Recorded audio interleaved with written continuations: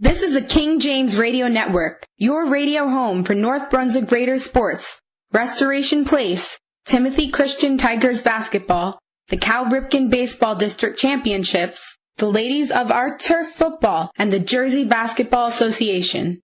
And yes, this is Raiders Live, presented by the Cal Team and Remax Country on the King James Radio Network. Corbin Thompson here at JamesIsKing.com. We are live at Steve Libro Field in North Brunswick, New Jersey, where tonight we begin our 8th season of North Brunswick Raiders football on the King James Radio Network. As tonight, the North Brunswick Raiders take on the St. Joe's Falcons in a GMC crossover matchup. It is opening night for the 2018 high school football season. Quite a few changes off the field in terms of first of all, the GMC and then the state of New Jersey as a whole.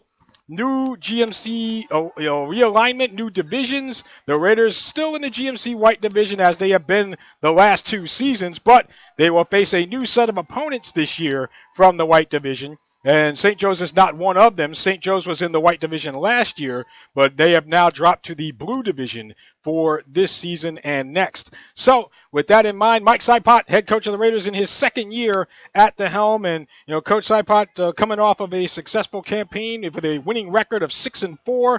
And now the Raiders did lose their last 2 games. They lost in the state playoffs in November against Freehold Township. They lost by 1 yard, literally 1 yard. They lost that game by, as Miles Bailey, it was the last play of the game.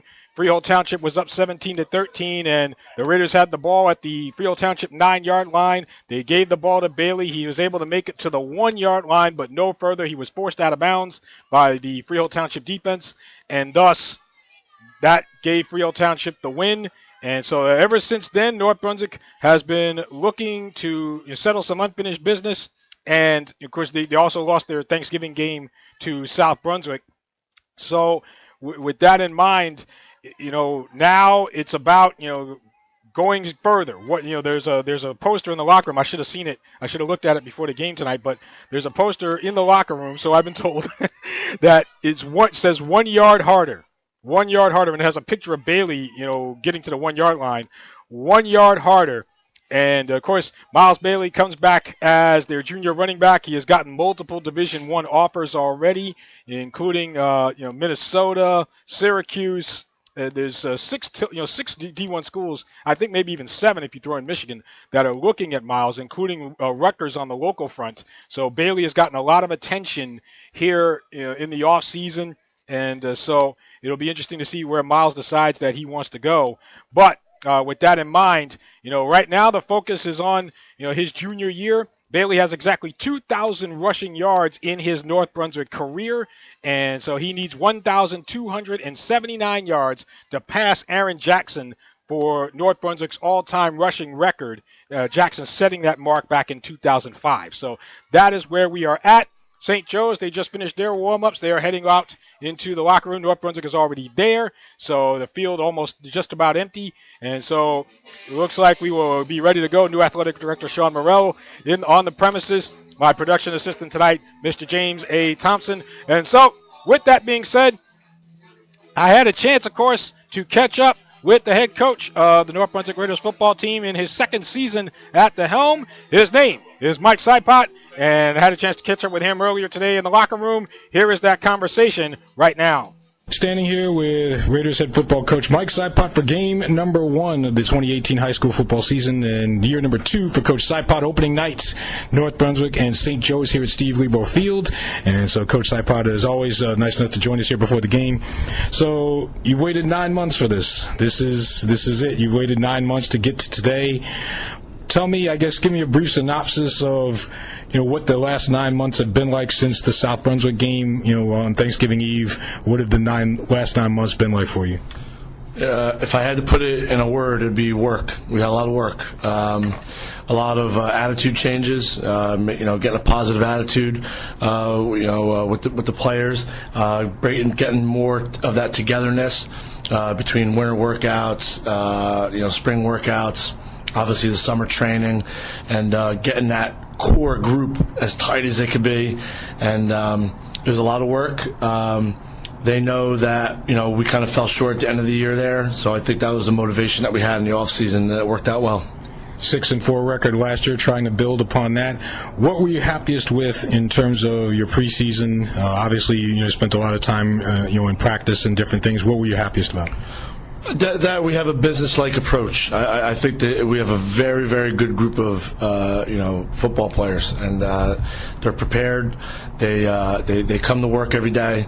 There's no monkey business going on. There's no side jargon. The little stuff that we don't need. They come. They work hard. They ask questions. They ask football questions. They want to get better. They're all coachable. And the thing I'm happiest about is that they improve. So any mistakes that we made, whether it was practice or a scrimmage, they improve the next day. And that's all you can ask for if you want to build a championship program. Have you been able to avoid any major injuries to key personnel, things like that? No, we're going into this game full health. And, you had a 3-1 record at home last year. First time since 2010 that the team has had 3 wins at home at least. How do you feel about, you got your first 2 games at home this year, so how do you feel about the home field advantage? I mean, it's something that we need to have. We need to feel comfortable on our field. We need the fan base to be behind us, and the community, and the alumni, the staff. Obviously when school gets in, because we're still not in school. But I think that's important. I think that that we need to have a atmosphere that when you come to play at North Brunswick, it's always going to be a tough win, and I think we'll see how we did with that. Your quarterback, Christian Petrello, and your running back, Miles Bailey, obviously very important to you. Is it just as important for them to fulfill their roles as captains and as leaders on and off the field just as much as the X's and O's and the stats and all of that? Their leadership and the way they carry themselves on and off the field, I think, makes up for the X's and O's stuff. They are as coachable as you can get. They are the 2 most trustworthy guys on the team. If not, I know we have a handful more than just Chich and Miles, but if you have a trustworthy leader, 2 guys in the backfield that obviously we trust and we need to rely on. Having said that, we can be comfortable running, A, B, and C, because you have guys like that in the backfield that you can trust, and if we need a big play, they'll make a big play, and if something goes wrong, they'll make something work. So, we're happy to have those guys in the backfield for sure. You mentioned school not being in yet. It's still August, so a hot day out today. It might come down another few degrees before game time. Do you have to feel like you guys, especially on defense, do you feel like you have to pace yourself? I mean, whatever the pace throws at us during the game, whether they speed it up or slow it down, we just kind of, have to make sure we're lined up right and, run and hit to the football. And, I wish I can guess what the pace is going to be, but I can't. But we just got to play hard and make sure the conditioning comes through that we did all summer, and hope for the best. Couple more here for head coach Mike Sipot. Now I'll get to your opponent, St. Joe's. You know their credentials. You know what they can do. Tyree Ford is their quarterback. Jordan Davis, he's their guy that can line up anywhere. And Nate Wyatt, wide receiver. Those are the big 3. But how much of your game plan focuses on those 3 guys as opposed to everyone else? I mean, it's all of our game plan. We know what Davis can do if we don't have contain on the outside. We know what Wyatt can do if we forget about him on the outside. I mean, you can't miss him because he's about 6'4". And obviously Ford, if he wasn't playing, it would change our game plan a little bit, but I'm pretty sure he's going to be out there. And, our game plan is to make sure we stop him and Davis in the backfield. And then I guess my final one is just, it's how do you keep your guys from not being intimidated that, okay, this is St. Joe's, 19 straight wins in the regular season. How do you get all of that out of their heads and just go out and play football? They know from day one, being coached by myself and the staff, that all that stuff is great, and all that stuff is, the streaks and who they are and, how big they are and what colleges they're going to me is all outside distractions. We have to worry about North Brunswick football. We have to worry about the 55 guys in that locker room for North Brunswick. If we do our job and we do it to the best of our ability and do the things that we were coached, I don't care who we're playing, the results will show. He is the head coach of Raiders football, year number 2 from Mike Sipot. So, Coach, another season. Glad to be with you, and good luck out there. All right, thank you. That is the head coach of the Raiders, Mike Sipot, in our pregame chat. And so, of course, looking forward to the season. He's had 9 months to prepare after those, like I said, those back-to-back losses to Freehold Township and to South Brunswick. So, We'll take a break, and when we come back, two-way lineman Angel Gonzalez will join us, and then Marcus Borden, who's already here. Marcus Borden, he is the high school football analyst for the Home News Tribune and MyCentralJersey.com. He will join us for a few minutes to talk a little bit about the GMC White and about this game, of course, some keys to the game here tonight. So we'll break. We'll come back. This is Raiders Live pregame on the King James Radio Network. This is Christian Petrillo, and you're listening to North Brunswick Raiders football on the King James Radio Network. All right, we're back here on our Raiders Live pregame, and again, my thanks to the brother-sister team of John and Deanna Calandrucio at Remax Country over in Milltown, New Jersey, over on Main Street. Make sure you stop by and say hello. All right, Angel Gonzalez, two-way lineman and one of the captains on this North Brunswick team. He, of course, coming back after last year, so had a few thoughts as far as this season and what he expects from himself, and exactly what a leader is as a captain. So caught up with him earlier today. Here's my conversation with Angel Gonzalez. I'm here with two-way lineman Angel Gonzalez as the Raiders get ready for St. Joe's on opening night. Angel's a captain and a senior and comes back again to work on both sides of the ball. When you take over for somebody like a David Straminsky, who obviously was a big contributor for you guys last year, is that a huge jump? Going from somebody that was counted on to help out as now you're one of the main guys now.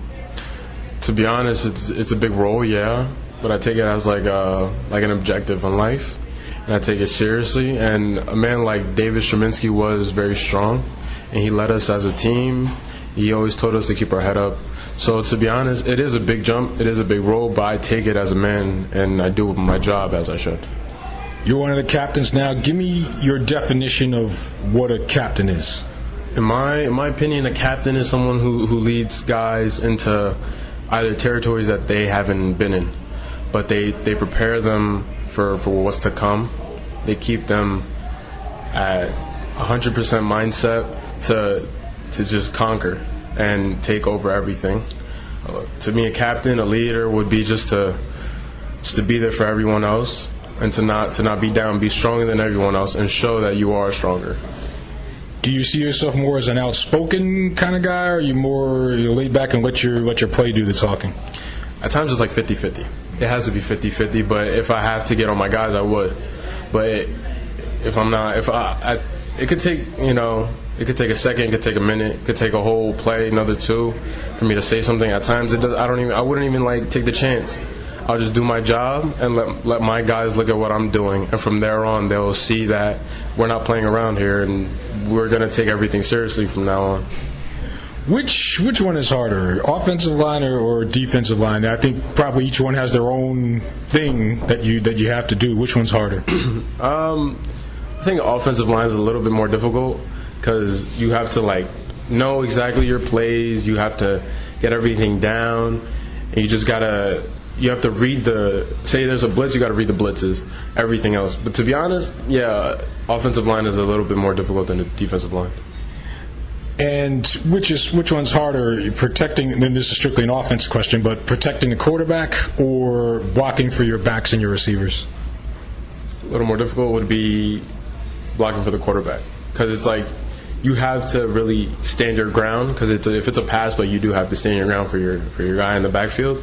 So it's a little bit harder, but at the same time, it's fun to block for your running back, because you could be in the play with him, make another block or two, pancake up a couple other guys. So I think the more difficult job would be to block for the quarterback.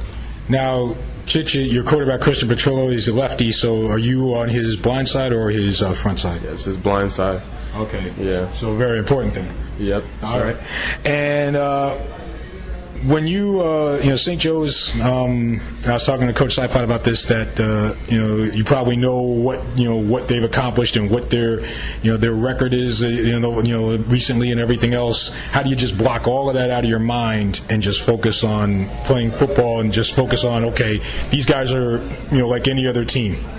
The way I think about it is, everybody's one human. Everybody's the same person.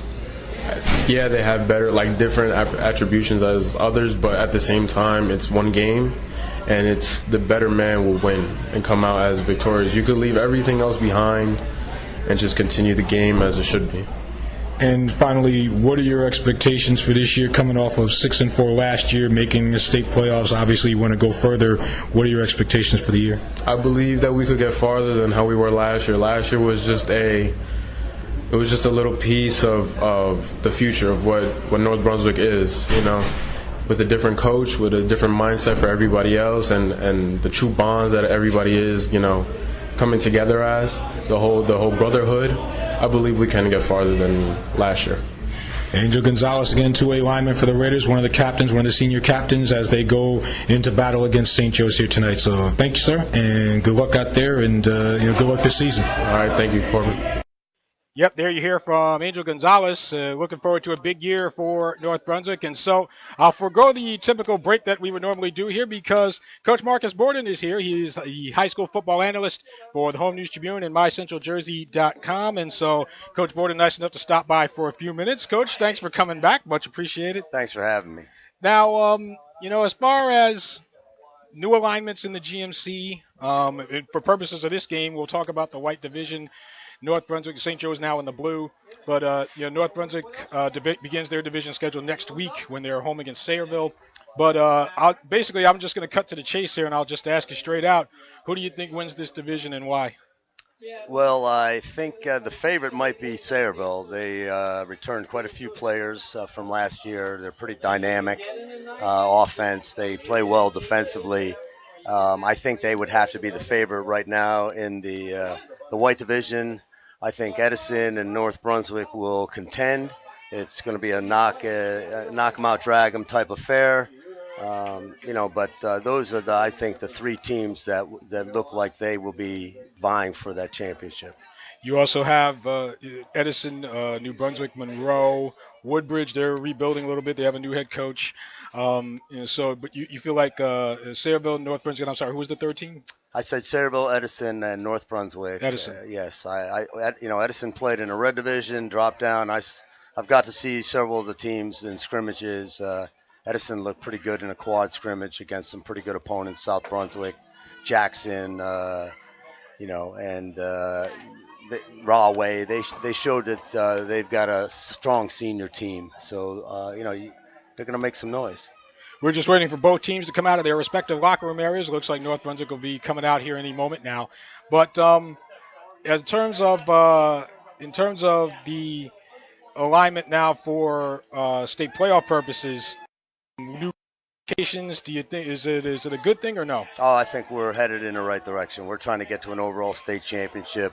I think they were able to come to terms with way to do that.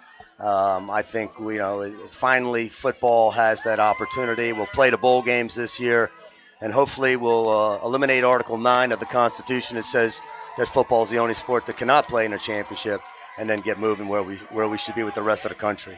North Brunswick now making their way out to the field here, so they'll be charging out to the field any second now. Again, we're talking with Marcus Borden, high school football analyst for the Home News Tribune and MyCentralJersey.com. Now, is the Grand High Exultant Mystic Ruler Greg Tafaro, is he on the premises here? He is. He's on the sideline right now. I saw him earlier. He's out there somewhere. All right, good to know.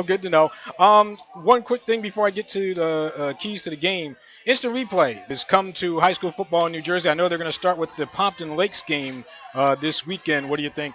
I think it's a great thing. I've been saying it for about 3 years, having shot footage with my phone on the sidelines, throwing it up on Twitter.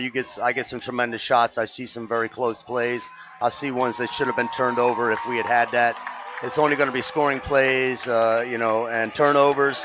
But I think it's a great thing for high school football. The technology is there. Huddle sideline with a tablet. You shoot from the end zone as well as the sideline. You should be able to get a chance to make a play and correct it if it was their mistake.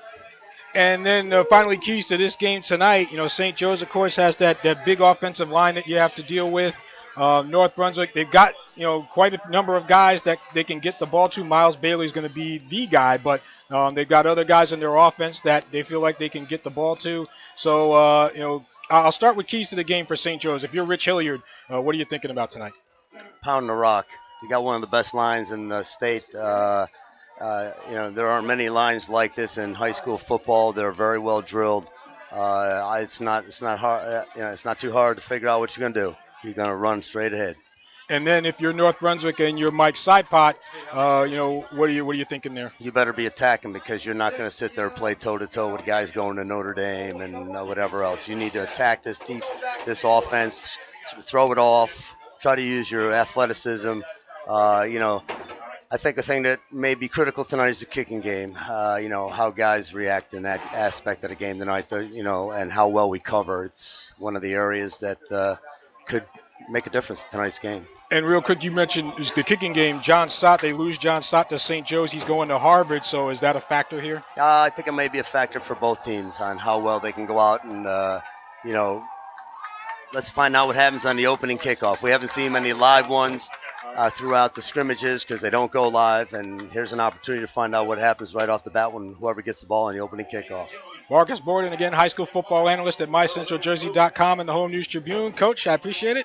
Thanks, all right. Corbin. I'll see you heading to sir. the sideline. Yes, sir. Good luck. All right, so there you go. And so you hear our keys to the game. So now national anthem, and then we will have football here in just a moment. This has been our Raiders Live pregame at King James Radio Network. This week at Restoration Place, The Final Say, presented by Minister Thomas Gilbert. When I do something that you don't agree with, you become heteronymous and start dictating to me what I should do, right? Because I dictate what I should do. Nobody consults God about anything. We just do whatever we think is right, and so we end up with laws on the books that have nothing to do really with the institution of, let's say, marriage.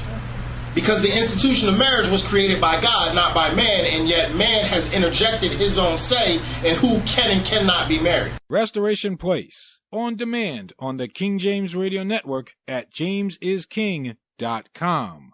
We are the North Brunswick Raiders cheerleaders. It's time for Raiders football on the King James Radio Network. You play to win the game. You don't play to just play it. That's the great thing about sports.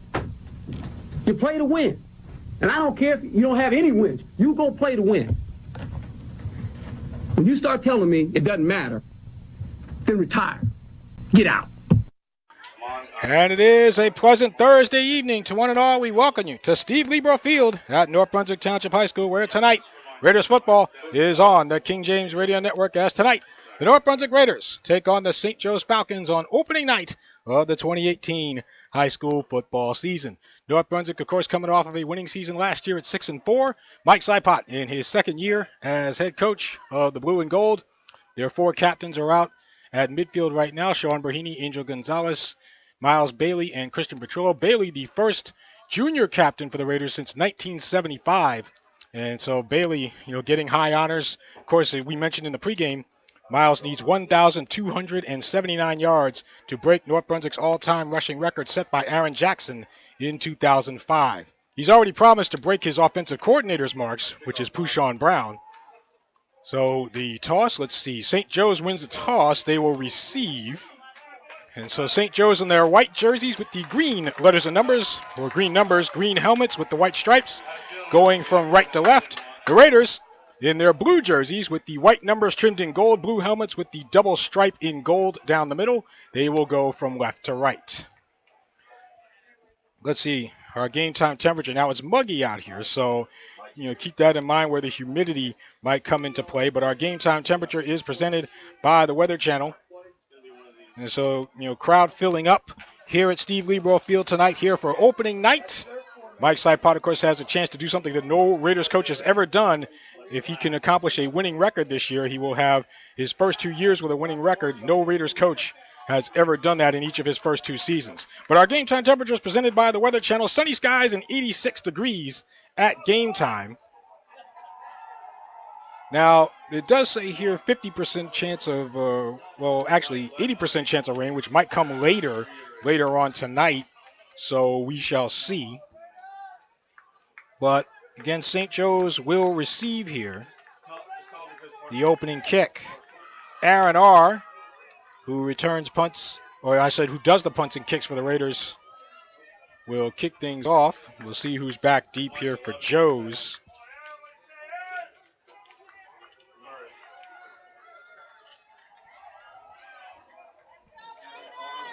couple of men back deep for St. Joe's. Looks like Jordan Davis is back there.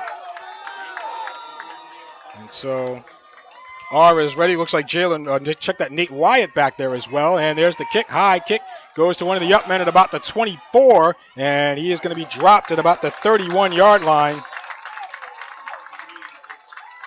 On the return, number 14, Martin Green, on the return for St. Joe's.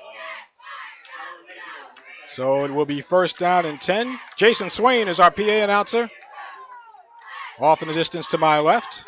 So it'll be St. Joe's ball to start. First and 10 on the Falcons' 31-yard line. St. Joe's comes in with a 19-game winning streak in the regular season, 17-game winning streak against GMC opponents.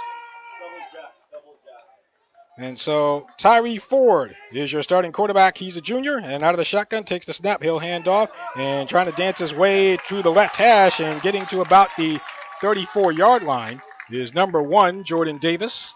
What was the play, Mike? What was that play? So Davis on the carry and run. Gets it to about the 34, so a gain of 3. 2nd and 7 now from the 34-yard line. No tight end. It's Jack. Double Jack. Just flip-flop. So 3 wide receivers for Joe's, 2 to the right. Davis in the backfield here next to Ford. Ford out of the gun, hands off to Davis. He runs right, going right side, and gets off a tackle and breaks another tackle across the 40, 45, and forced out of bounds by Sean Brahini near midfield. Sean Brahini, the leading tackler for the Raiders, but there is a flag down back at the St. Joe's 36 and the 38. There's 2 flags down. Holding against Joe's. It'll come back. And a face mask against the Raiders. Wait a minute. Offsets. So we'll replay the down.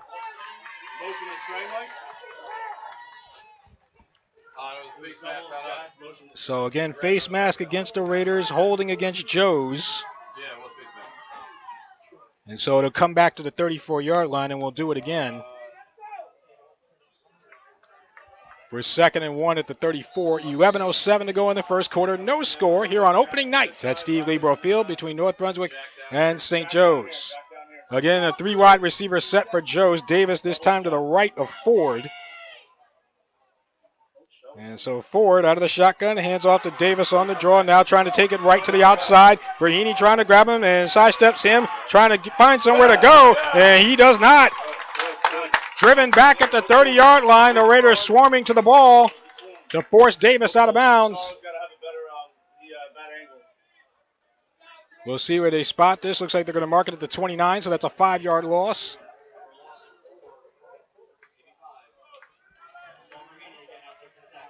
Brahini will get credit for the tackle, which means it'll be 3rd and 6 from the 29. So far, so good for the Raider D here. Clock stopping at 10:57. Here to go in the first. So 3rd down and 6. Ford will work out of the shotgun. Davis to his left. Takes the snap, hands off, and gets it over to the man in motion, and stopped at the 31-yard line is Nate Wyatt.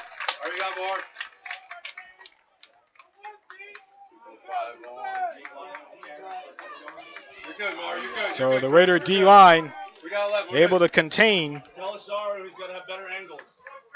And that'll bring up 4th down. Only a gain of 2 there to the 31. 4th and 4. So back to punt here for Joe's. That's Ford. Back to punt. He'll take the snap. Gets it away from the 20. Miles Bailey on the return here and makes the catch, a fair catch. Right around the 40-yard line. Hey, Mark. Wait, Mike, wait. Just tell Sarah what he's... And so the Raiders will have their first possession of the season here, 1st and 10 from the 40-yard line. Senior quarterback Christian Petrillo takes over here. Chich, as his nickname goes. Petrillo. Oh, wait a minute. We got a flag. Oh, ball start against Joe's. So they will have to kick it again. Yeah, we got all of them. It was all double jack. They Okay, motion to trade the one time. So false start called against St. You're Joe's. good, Chris. The next time on we really got to see what they're going to try to do now. So it'll come back. Adjustments.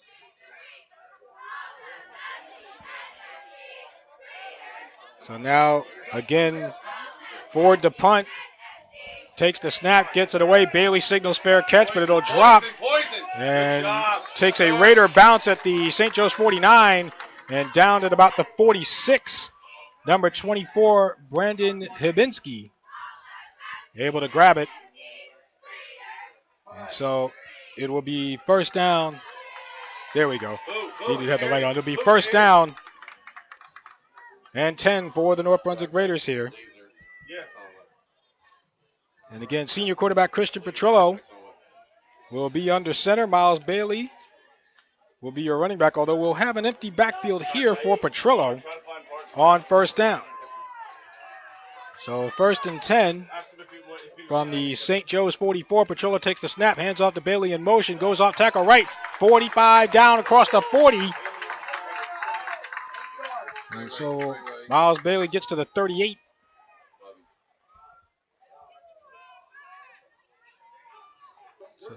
Gain of 6. It'll be second and 6, from the 38. Aaron R. wide to the right. Manny Herrera comes out. Checking in is Rami Berberina. He's in the slot right. Brandon Outlaw going wide left. So second down. Petrillo out of the shotgun and gives to Bailey straight up the middle. Crosses over the 35 to about the 34. John Olmstead helping out on the tackle there, along with number 77, Thomas Romand. And it is a Raider first down at the 33-yard line. So a gain of 5, first and 10 from the 33. Trip to the right. Petrillo out of the shotgun. Bailey to his right hands. Or check that, takes the snap. Rolling right. Chich looking. Throws it right side and incomplete. Intended for Herrera. Along the sideline. Knocked away by Jordan Davis. And it'll be second down. And the Raiders, of course, will try to mix it up. Not let other teams key in on Bailey. So second and 10 now from the St. Joe's 33, an opportunity that the Raiders need to cash in on. You don't want to let St. Joe's off the hook here. Petrillo out of the gun, hands off to Bailey, stutter steps left, gets about a couple of yards here, trying to be helped along by his line. Tyree Ford, one of the guys on the stop from the secondary for Joe's. And it'll be third down. 3rd and 7 from the 30.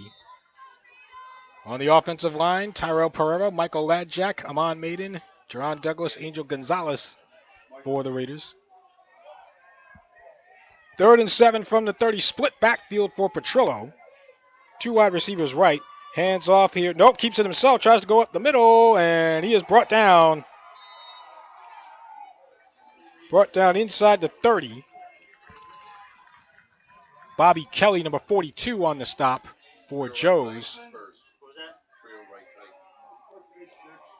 So they spot the ball, looks like at the 28. 4th and 5. Coming up for the Raiders. And they're going to go for it here. 4th and 5 from the 28. 7:51 to go here in the first. No score. Petrillo out of the gun, takes the snap, drops back, throws it right, completes it inside the 25. And Kelly makes the tackle. Oh, check that. It went to Outlaw. The pass went to Outlaw. Brian Riley on the stop for Joe's. And the Raiders fall short at the 25. So they got 3. They needed 5. So the Raiders turn it over on downs. So St. Joe's will have it. 1st and 10 from their own 25-yard line. With 7:40 to go in the first quarter. No score. And so Ford, and Now they're ready. So Ford. Tyree Ford, who did not play football last year, played basketball but not football. I formation here for Ford. He's under center, takes the snap, hands off here, and Davis will get to about the 30, maybe the 31, before he is brought down there. Samad Wingo on the tackle for the Raiders. Wingo had a big year last year, 15 and a half sacks.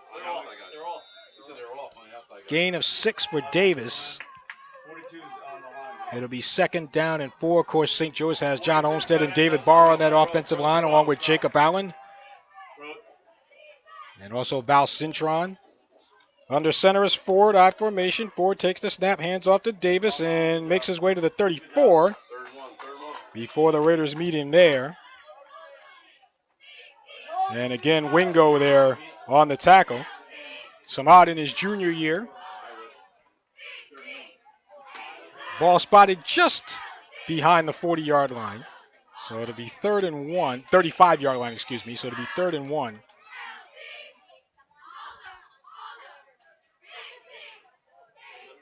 Third and a short one here from the 34. 6:28 to go in the first quarter. No score between North Brunswick and St. Joe's. So under center is Ford. Hands off. This is Davis, and he's got the first down.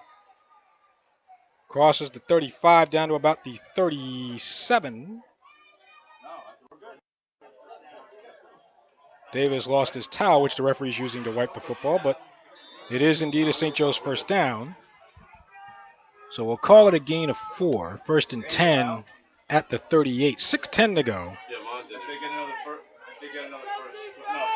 Here in the first quarter. No score. Davis again under center. I formation. Riley and Davis in the backfield. He'll hand off to Davis. Crosses the 40, 45. Bowled over at the 45 by Miles Bailey. Another big gain for Davis. Davis can line up anywhere on the field, but then again, so can Bailey. Looks like they'll spot it at the 46. So gain of 8. 2nd down and 2. Are you bringing a skin? 5:25 to go in the first. And no score. Tight up there, Nick. Tight end up top. So under center is Ford, I formation. Hands off to Davis, the deep back, and he is met at the 48 and driven back.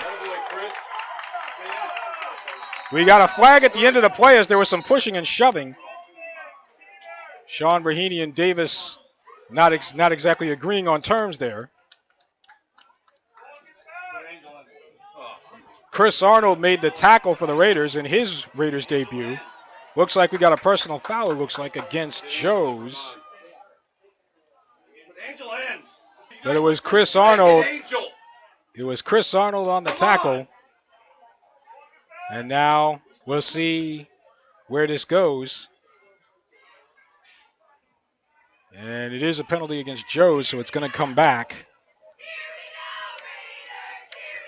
So, yeah, personal foul against Joe's as Davis gave a shove to Brahini at the end. So it looks like they're going to count it from the end of the run and bring it back to the Joe's 34-yard line. So St. Joe's did get a first down. They needed 2 yards. They got 3, but then the personal foul brings them back to the 34. So 1st and 10 Joe's from their own 34-yard line. I formation, and Ford hands off to Davis, crosses, spins at the 35, and gets to about the 39. Samad Wingo again there on the stop for North Brunswick. So St. Joe's hurting themselves there, which is a little uncharacteristic. It'll be 2nd and 5. Tight ends out. 11's in. But 11 is in. So that is the 6th straight play where they've given it to Davis. 11 is tight end up top. They're just force-feeding Davis right now. 2nd and 5 from the 39. 4:20 to go in the first. No score. Meanwhile, under center is Ford. I formation. Hands off to Davis. Crosses the 40. Off tackle right. Gets to the 45 before Wingo able to get a hold of him. Along with Asaru Napier. Napier is a junior. Ball spotted at the 45, which is good enough for a St. Joe's first down, gain of 6. So first and 10 from the 45. 3:57 to go in the first quarter here, no score. I formation for Ford. He's under center, takes the snap. Again, hands off to Davis. Breaks one tackle, but is dragged down at the line of scrimmage. Napier, along with Chris Arnold. Arnold transferring from Piscataway over to North Brunswick. He is the son of a North Brunswick legend, Chris Arnold, Sr., who played, I want to say, back in the 2000s with head coach Mike Sipot. So second and 10 from the St. Joe's 45 here. 2 wide receivers for Joe's, 1 to each side. Ford under center, I formation, Riley and Davis in the backfield. They're going to give to check that. That goes to the 50. I was expecting Davis. That is Derek Zalesnik. Zalesnik on the carry.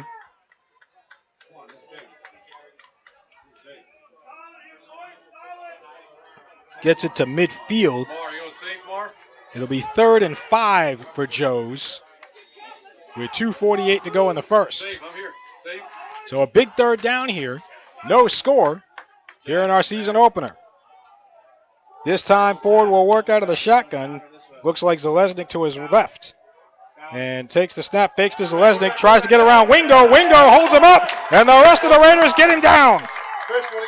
Manny Herrera and Chris Arnold.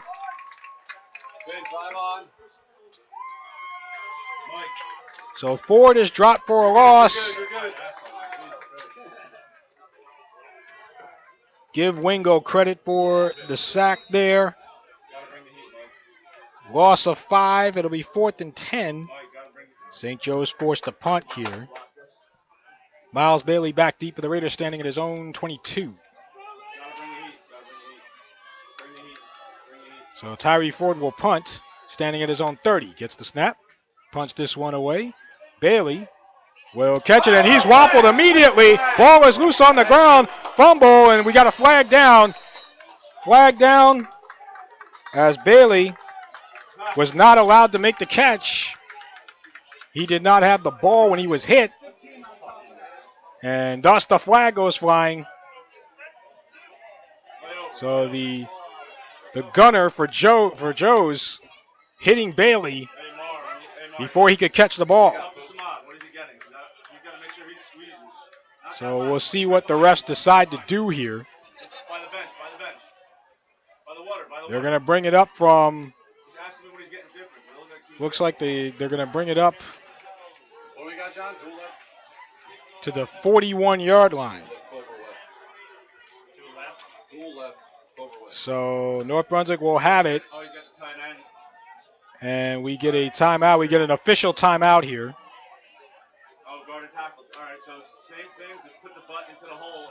I didn't see anyone call a timeout. I didn't see anyone call a timeout here. But right now all I see is an official timeout. Both teams have gone over to the sidelines. But it's 1st and 10 Raiders from their own 41-yard line. And so the Raiders will have it for their second possession. And again, Christian Petrillo, senior quarterback, threw for 898 passing yards last year. 7 touchdowns, 6 interceptions a year ago. So looks like 2 receivers to the right here on first down. Bailey to the right of Petrillo. No score between North Brunswick and St. Joe's. 1:42 to go in the first quarter. Petrillo out of the shotgun, takes the snap. He'll hand off to Bailey, trying to get away and cannot. And Joe's there to greet him. And so on the tackle for Joe's, the first one there, Thomas Ramond, number 77.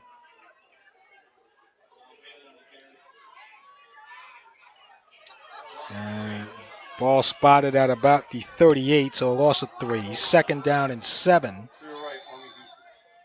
Of course, Raiders football presented by the North Brunswick Baseball and Softball Association at nbbsa.com and Route 1 Dental at rt1dental.com. Trips to the right. Petrillo out of the gun. Bailey to his left. 4 receivers. Takes the snap. No, ball loose on the ground. And it looked like Bailey picked it up and ran straight ahead to the 42. So heads up running from Bailey. So that's a gain of 4. 3rd and 3 from the 42. So now Petrillo again out of the gun. Bailey to his left, takes the snap, drops back, looking, throws it over the middle, and intercepted at the 40-yard line. St. Joe's has it over to the 50, zigzagging his way into Raider territory, tackled finally Michael Cardinale on the interception. He picked it off at the Joe's 40-yard line.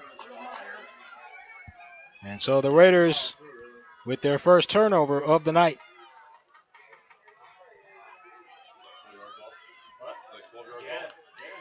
So Cardinale on the interception. And Joe's will have it in Raiders territory. 1st and 10 from the North Brunswick 44, or check that, 46-yard line. 20 seconds to go in the first quarter. I formation here. Forward under center. Takes the snap and will hand off to Davis, and he is met by Brahini and others. Brahini and Wingo there to make the stop. And that'll probably bring us to the end of the first quarter. Manny's got to come out. Manny's out. Jesus. And ball will be spotted at the 43, maybe 42. Check that. I'm sorry, 47. 47, loss of 1. So that, with 4 seconds left, St. Joe's will just let the quarter run out here. And that will end the first quarter. And so, 1 quarter done here at Steve Libro Field. We are deadlocked at 0. North Brunswick and St. Joe's here in our season opener. So we'll take a break, and we'll come back in just a moment with North Brunswick Raiders football on the King James Radio Network. We come back here to Raiders football as we start the second quarter. And so no score between North Brunswick and St. Joe's. Glad you're with us at jamesisking.com. Also on Facebook, you'll see us under King James Radio Network, and on Twitter at King James Radio 1, the number 1. So, second quarter begins. No score. 2nd and 11 for St. Joe's at their own, at the North Brunswick 47-yard line. I formation for Ford. He's under center, drops back, throws it left, completes it, but tackled for a loss is Nate Wyatt. And actually, I should mention that Matt Stanton is in at quarterback for Joe's. Matt Stanton is a freshman. Now, I know that their backup quarterback got injured. So Stanton came into the season as the 3rd-string guy.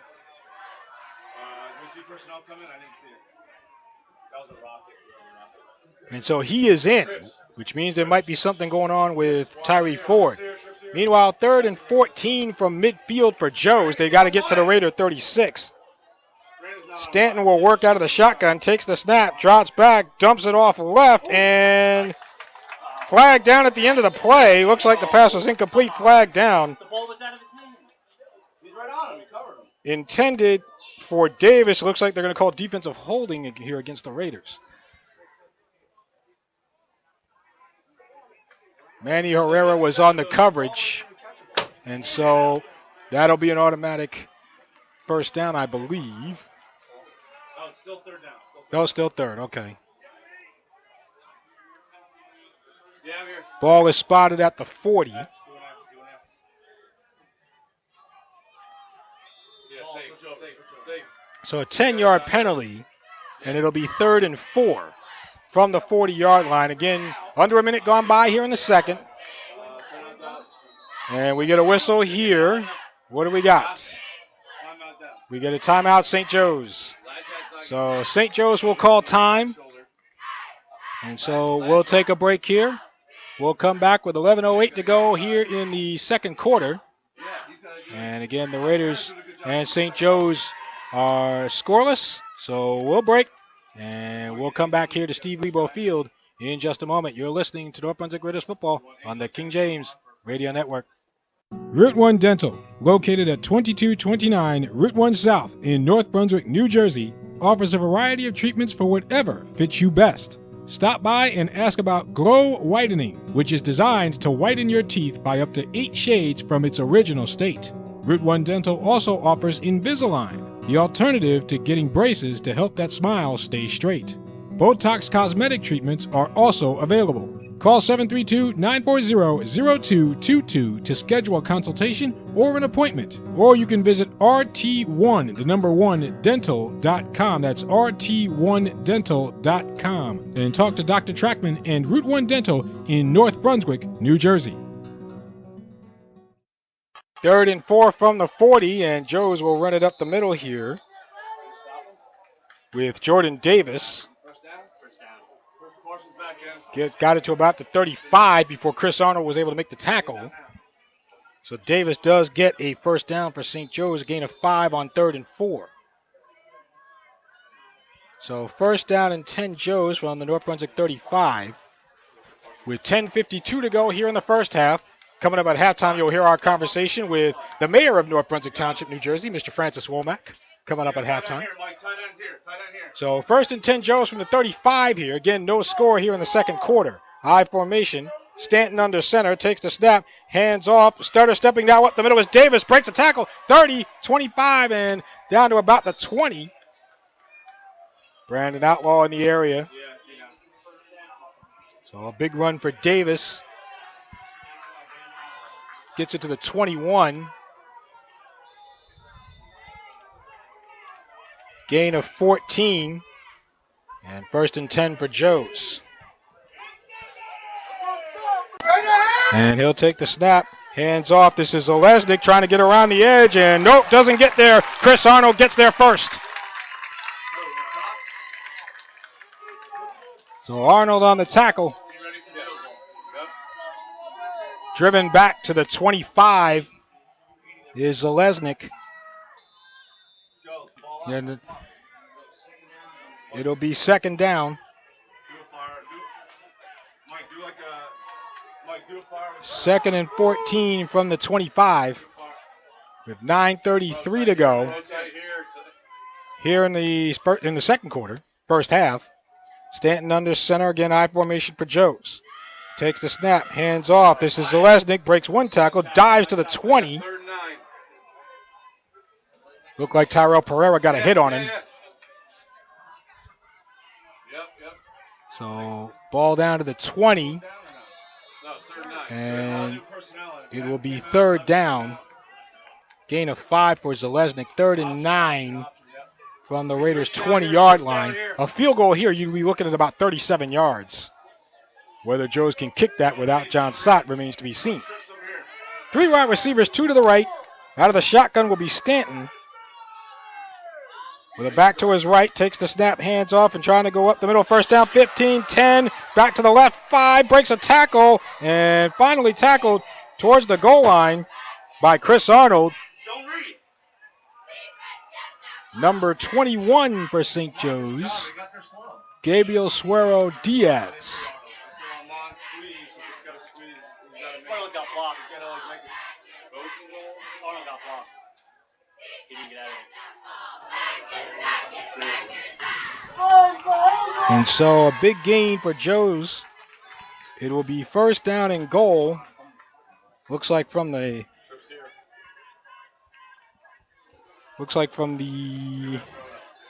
6-yard line. And it looks like we got a penalty here. So illegal substitution, or 12 guys on the field for St. Joe's. That'll be 5 yards. So that'll bring it to 2nd and goal. Ball is spotted just outside the 10-yard line. So 1st and goal from the 10 now, with 7:59 and counting left in the first half. I formation, Riley and Davis in the backfield. Stanton under center. takes the snap and bumps into Riley, trying to run, and Manny Herrera's got him. Sean Brahini helps out. There, Stanton bumped into Riley after the snap. He's lucky he didn't fumble it. And Herrera able to get there. Loss of 2 back to the 12. Let's go. Turn it up. Let's go. Turn it up. So now 2nd and goal from the 12-yard line with 7:25 to go in the half.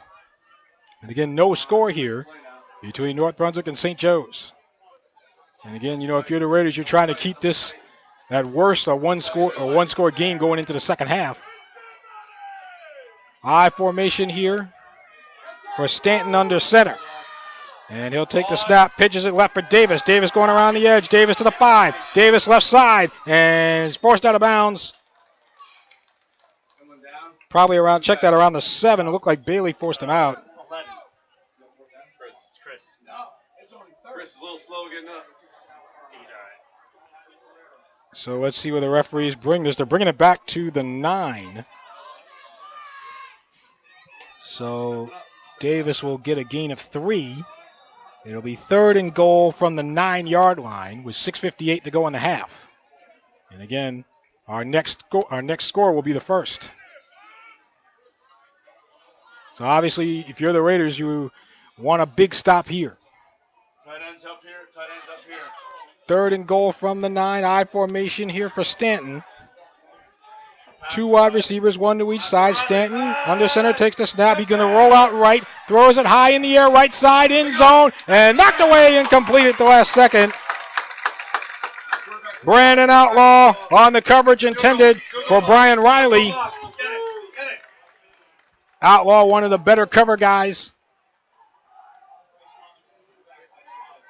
So a good play from Outlaw to knock it away.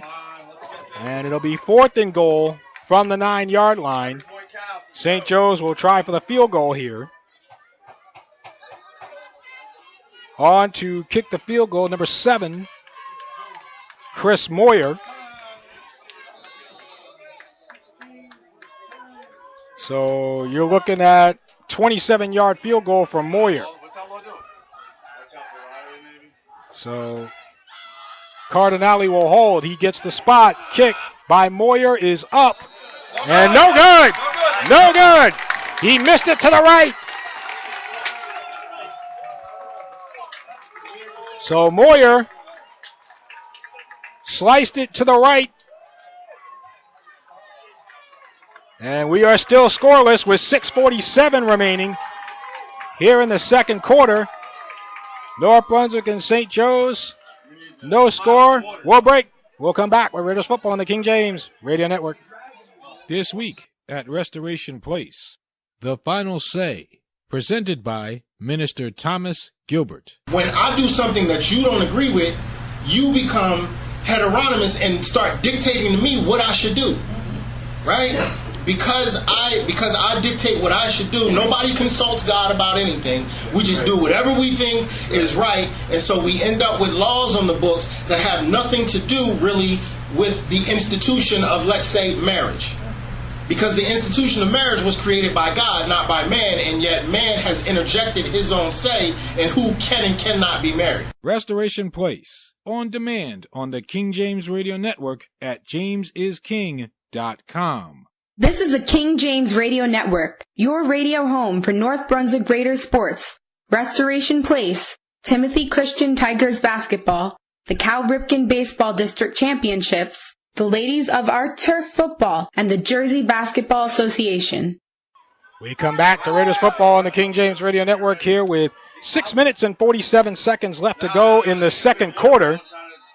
St. Joe's just missed a 27-yard field goal. So the Raiders will have the football, 1st and 10 at the 20. And so North Brunswick will try to make something happen here. Raiders in their blue jerseys going from right to left. St. Joe's has a 17-game conference winning streak on the line. Bunch formation to the left. Petrillo out of the gun, rolling left. He's going to run. 20, in, cuts it back. 25, breaks the tackle. 30, 35. He's loose. 40, 50, left sideline. 30, 20, 10. Cuts it back in. 5. Touchdown, North Brunswick Raiders. Christian Petrillo from 80 yards out.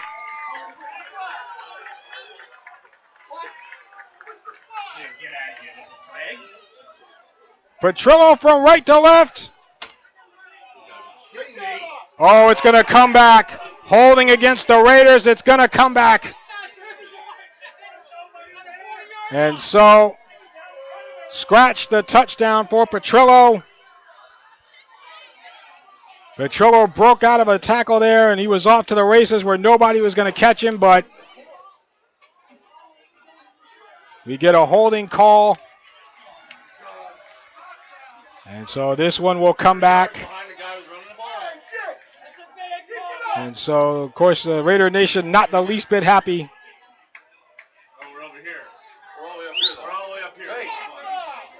And so they're going to, at the spot of the foul this will be, so it will get to the 47-yard line.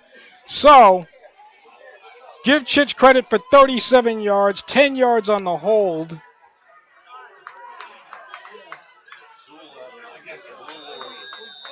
And the Raiders will have it 1st and 10 from their own 47-yard line with 6:32 to go here in the first half. 4 wide receivers, 2 to each side. Petrillo will work out of the gun. Miles Bailey to his right. And takes the snap, fakes it to Bailey. Here comes the rush, throws it right, tipped and incomplete. And do we get a flag? Do we get a flag? No, it doesn't look like we do. Pass was intended for Manny Herrera. Michael Cardinale got the hit on Petrillo. It'll be 2nd down and 10 from the 47 with 6:26 remaining here in the second quarter. And again, we are scoreless. No score. Leon Lowry in the game. He's wide to the left. 4 receivers, 2 to each side. Herrera slot left. Aaron R. slot right. Refs will blow the whistle. Now what? Delay of game called on the Raiders. And so this one will come back 5 yards. It'll be 2nd and 15 now from the Raider 42. With 6:26 remaining here in the first half. And again, packed house, almost a standing room only. Well, there's some room on the left side of the bleachers, the far left. But Petrillo out of the gun. He's going to scramble and pitches it at the last second. Gets it away here. And coming to the near side, 40, 45, and wrestled out of bounds is Rami Berberina.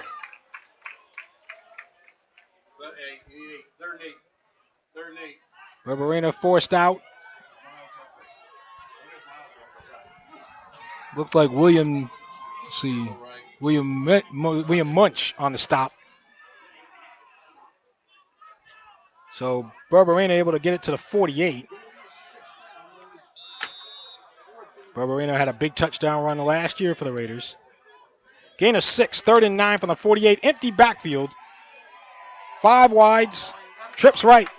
And now Bailey will go in motion to the far side. Petrillo out of the gun, takes the snap, steps up in the pocket. He's going to run. 50, 45, 40, first down. Man, forced out of bounds. Inside the 40 for Christian Petrillo. Martin Green on the stop. But Petrillo with a first down.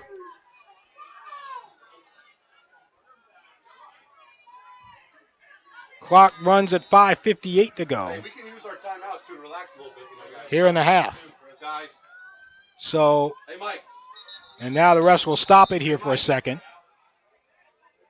That was a gain of 14, and now the refs' official timeout here. The refs will talk it over. Clock stops at 5:40. No, clock's running. Why is the clock running? Now it's at 5:40. They may have to reset it here. We do have a timeout.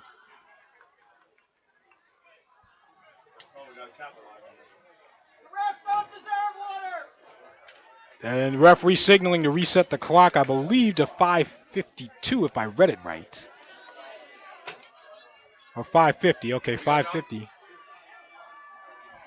So I didn't see who called a timeout. Sounds like it's an official timeout. John, what do you got? Maybe just a water break. I don't know. 5:50 remains in the half. And it will be 1st and 10 North Brunswick from the St. Joe's 38-yard line. Hey, give me on the field. So Aaron R. wide to the right. Tyreek Easton wide to the left. 75 should be out. Split backfield for Petrillo. Bailey to the left. Check that. Bailey to the right. Brandon Outlaw to the left. So again, Petrillo now out of the gun on first down from the 38. Takes the snap, hands off to Bailey, trying to go right and stumbled around the edge and held up. Face mask, get back in his helmet. They called us. Held up by Jordan Davis. So not much there for Bailey. Ball is spotted at the 39, so a loss of 1. It'll be 2nd down and 11.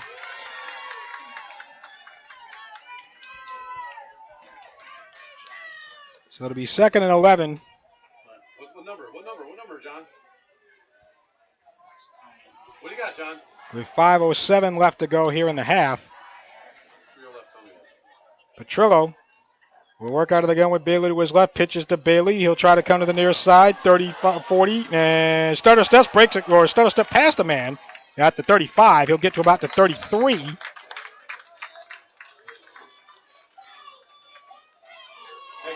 Two plays, right? So, Four down territory. couldn't quite see who made the tackle for Joe's there, but some footwork there from Bailey to gain a few extra yards. So ball at the 33, gain of 6. It'll be 3rd and 5 with 4:51 to go here in the first half. So 3rd and 5 from the 33. Trips to the right, 4 wides. Bailey to the right of Petrillo, who will work out of the gun, takes the snap, dropping back, looking, throws it over the middle, and almost intercepted. And so Lesnick, a flag at the end of the play. Did Zalesnik catch it? The ball was tipped in the air. Riley tipped it. And did Zalesnik come down with it? And then there was a flag at the end of the play. Probably a late hit against North Brunswick here. But the refs are going to talk it over. So we'll see what the call is. The question is, did Zalesnik get the ball before it hit the ground? And the refs are talking it over. And, of course, this is where instant replay would come in if we had it. But that's another discussion. So, personal foul against the Raiders. And it'll be a St. Joe's first down. So Zalesnik then did come up with it. And so it'll be the second interception of the night. This one goes to Zalesnik. So the Raiders have turned it over twice. So it'll be Joe's ball, 1st and 10 from midfield with 4:33 left to go in the half. Stanton, hands off, crossing the 50, now 45. Wingo on the tackle, Davis on the carry. Gets it to the Raider 47. So a gain of 3, 2nd and 7 from the North Brunswick 47. 4:08 to go in the half. And again, we are scoreless, no score here. Trips to the right for Joe's. 4 wide receivers. Stanton will work out of the shotgun here. Takes the snap, hands off to Davis, and he is wrapped up. Asaru Napier in the backfield. Third down. Back at the Raider 49.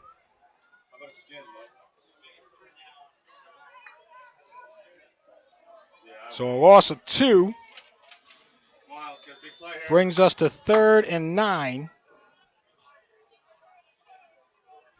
from the 49.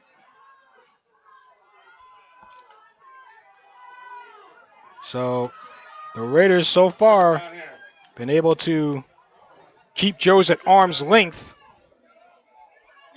Trips to the right. 3:13 left to go in the half. Stanton out of the gun here. Davis to his left, takes the snap, drops back, throws it deep ball right side, and it is going to be dropped incomplete. Miles Bailey knocks it down.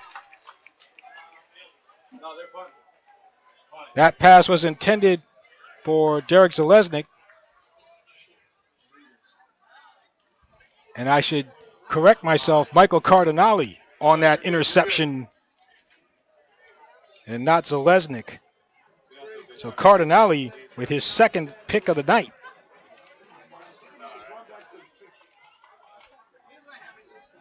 And so it'll be 4th down. So Cardinale has been in the right place at the right time on 2 occasions. But it'll be 4th down and 9. And we get a whistle. Timeout St. Joe's. So Joe's will call time with 3:04 remaining in the first half. North Brunswick nothing, St. Joe's nothing. So we'll break here and we'll come back to North Brunswick, New Jersey in just a moment. It's Raiders football on the King James Radio Network. 4th down, St. Joe's will punt, and this one will take a bounce. St. Joe's will down it here at the 23-yard line. Bobby Kelly will go ahead and down it. And so the Raiders will have the ball with 2 minutes and 58 seconds left to go in the second quarter. North Brunswick nothing, St. Joe's nothing. Glad you're with us at jamesisking.com. Also on Facebook, you'll see us under King James Radio Network and on Twitter at King James Radio 1, the number 1. It'll be 1st and 10, North Brunswick from their own 25-yard line.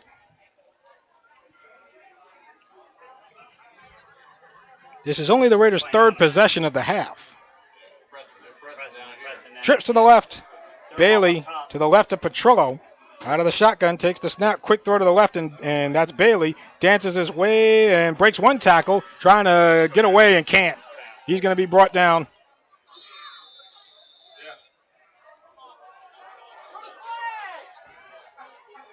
So probably a loss of 3.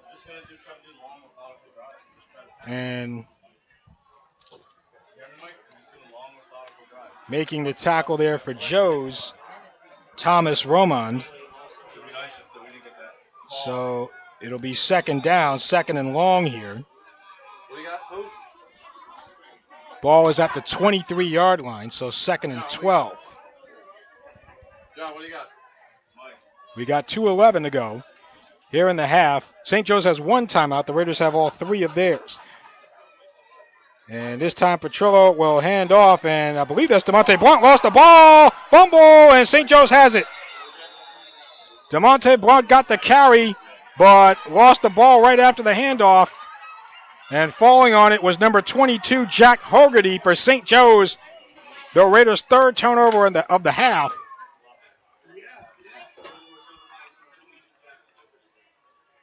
And now the defense needs a stop. Come on, we got to step up and make a play now. Come on. Get through the ball. Get a little winded. Come on. So Joe's will have it 1st and 10 at the North Brunswick 27-yard line. Come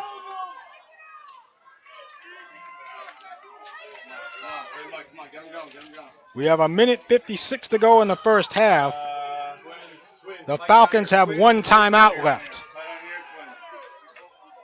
I formation for Stanton, 2 receivers left, going from left to right. And we got movement on the line. Stanton dropped the ball, and he's going to be wrapped up in the backfield big time.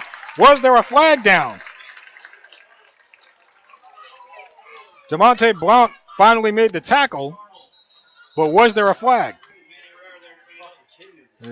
So, referee's talking it over. Official timeout. He wants to come over to Mike Sipot and talk things over here, does the official. What? Ball is spotted at the 33-yard line. And so, let's see what we got here.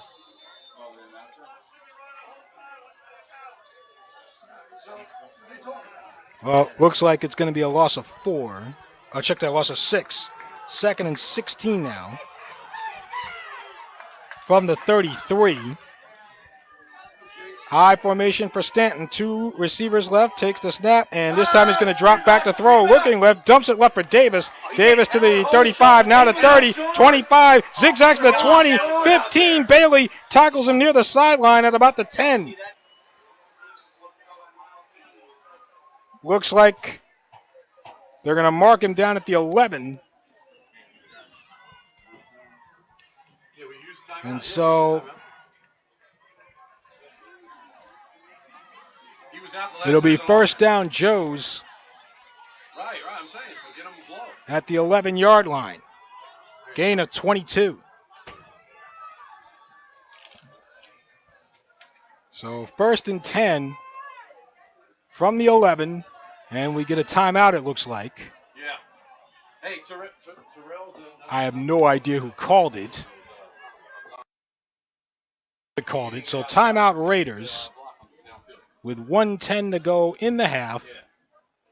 No score between North Brunswick and Joe's. We'll break. We'll come back with Raiders football on the King James Radio Network. Dana and Lisa here from Our Turf Football to tell you that the Our Turf podcast is up and running. Did you know that women make up over 45% of all NFL fans and counting? Here at Our Turf, we have our own take on what's happening around the National Football League with special features, previews, reports from our official fan reporters covering each team, and interviews with players and personalities who have the scoop on what's happening. Women are in the know when it comes to football, and it's time the rest of the world knew it too. Our Turf Football is every Tuesday night at 10 p.m. Eastern Time on the King James Radio Network at jamesisking.com. Coming back here to Raiders football, where we have 1 minute, 10 seconds to go in the first half. First and 10, St. Joe's from the North Brunswick 11-yard line. No score. Stanton under center. I formation. Hands off to Jordan Davis. And skips his way down to the 5-yard line. Manny Herrera making the tackle. So Davis getting a few more yards. And so it looks like it'll be at about the 5-yard line. Gain of 6. Second down and 4 from the 5. And now what? Looks like an official timeout from what I can see. The officials haven't exactly been crystal clear on who's using timeouts here in the first half.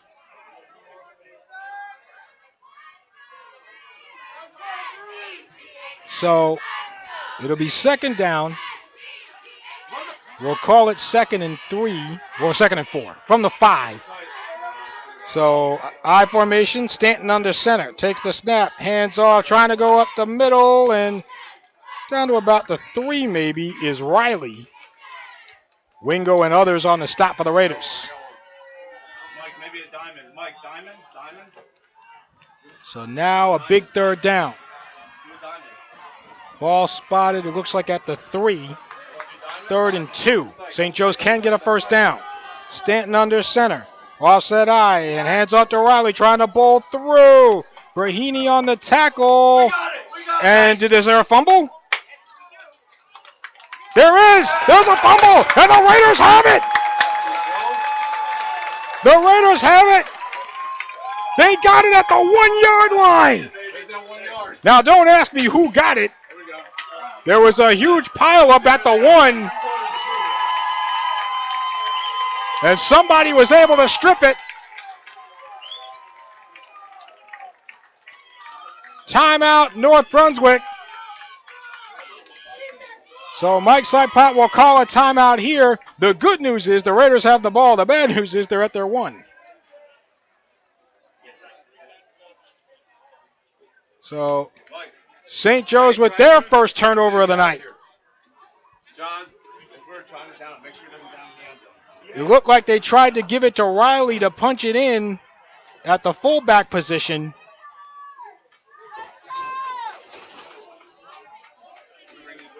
And the ball was stripped in the pile, and the Raiders were able to come up with it. Make sure he doesn't take a knee in the end zone. 5 seconds left in the half, so the Raiders again at their own 1 yard line. They'll have to run something.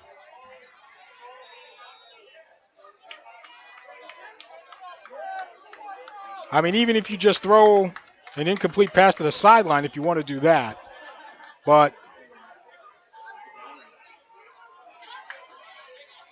Petrillo under center. If I didn't know that, I said they're going to take a knee. Flag down. He took the knee in front of the goal line. So there's a flag down. Not sure what the issue was, but looks like they're going to pick up the flag, I guess. Are they going to? They want to reset the clock, I think. 5 seconds left in the half. And it looks like the Raiders are going to try to take a knee. Now, they're on their own 1 yard line, so they can't go backward, or that'll be a safety. Interesting call here. So, again, Petrillo in victory formation, and they're going to push forward here to try to get out of the end zone to about maybe the 3, and that's about it. So, Petrillo gets it to the 3 yard line, and that ends the first half. And so the Raiders have dodged a couple of bullets here. Despite 3 turnovers, they have kept St. Joe's off the board. So we are scoreless at halftime. North Brunswick nothing, St. Joe's nothing at the half. And so I tell you what, we'll see. Now the Raiders will get the ball to start the second half. So we'll see if that plays into things. But in the meantime, of course, I had a chance late last week, to catch up with the mayor of North Brunswick, New Jersey, Francis Womack, in his office, and talk to him about some things North Brunswick sports, some things North Brunswick football, some things North Brunswick, New Jersey. So had a chance to sit down with His Honor and talk to him. So here's my conversation with the mayor of North Brunswick, New Jersey, Mr. Francis Womack, and then we'll come back for the second half.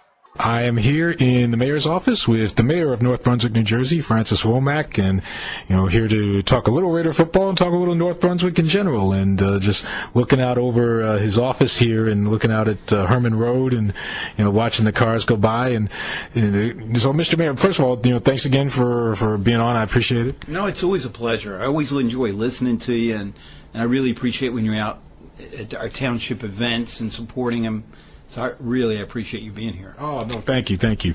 I'll start with, the football program and the recent success that they've had. Had a winning season last year. Mike Sipot comes in, and he's been able to, put things in the right direction. And so from what you've heard or from what you've observed maybe yourself, do you feel like the program has been getting recognized by not only yourself but your fellow public officials and just the township as a whole?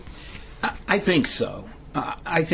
But as the mayor, I have to say it's more than just the fact that we're able to win more games, we're able to look good in the conference. I don't remember being at games where I was ever embarrassed by our players, by their behavior, and by things they did. I have been at games where I think officials from some of the other towns might blush a little bit because of the behavior of some of their players. But I do think that in the years where we've won and the years where we've lost, we've been blessed with leadership and with young men on the program that make our town look good and at least a town of character. Does the success of the program to this point, does it set the tone for everybody else? Other schools in the township, the middle school, which is of course across the street from here, and the elementary schools. Does it trickle down to everybody else? It does. It does. As the high school program shows success, it's a reminder that if we want to be a town with a consistent, successful program, it doesn't start on a Friday night on the high school football field. It starts over at Sabella Park when the kids that are 5, 6, 7 come out for their very first clinics and begin to learn how to play. And then not just through football, but through an overall emphasis on quality athletics through Linwood and into the high school. You can't call it a feeder program, but a program that teaches the right attitudes and helps people that have real potential stay in the program and want to stay in the program and want to be the best, so that by the time they get to Coach Saipot, he's got people that are coming in with good, wholesome, positive attitudes and a real knowledge of the basics of what the game is. And that's town-wide. So, as you know, we have some responsibility, along with the Adams AC, for the sponsorship of the Adams AC program. And it's a bottom-up thing as far as I can tell. Having some raw talent, I mean, that does not hurt either. And there are years when there's more than others. But if you don't have that community effort and the community attitude that we're going to have successful programs with character, then you're not going to have them. As far as I know that, primarily speaking of the athletic programs, but I know there's been some changes in administration. You have a new athletic director at the high school, a new athletic supervisor here at the middle school, Ray Levsky, a new principal at the middle school. So is there such a thing as overload? Is there such a thing as too many changes and too many moving parts at once? Yeah, there is. The question is there such a thing? And the answer is yes, there is. Is that what we have here?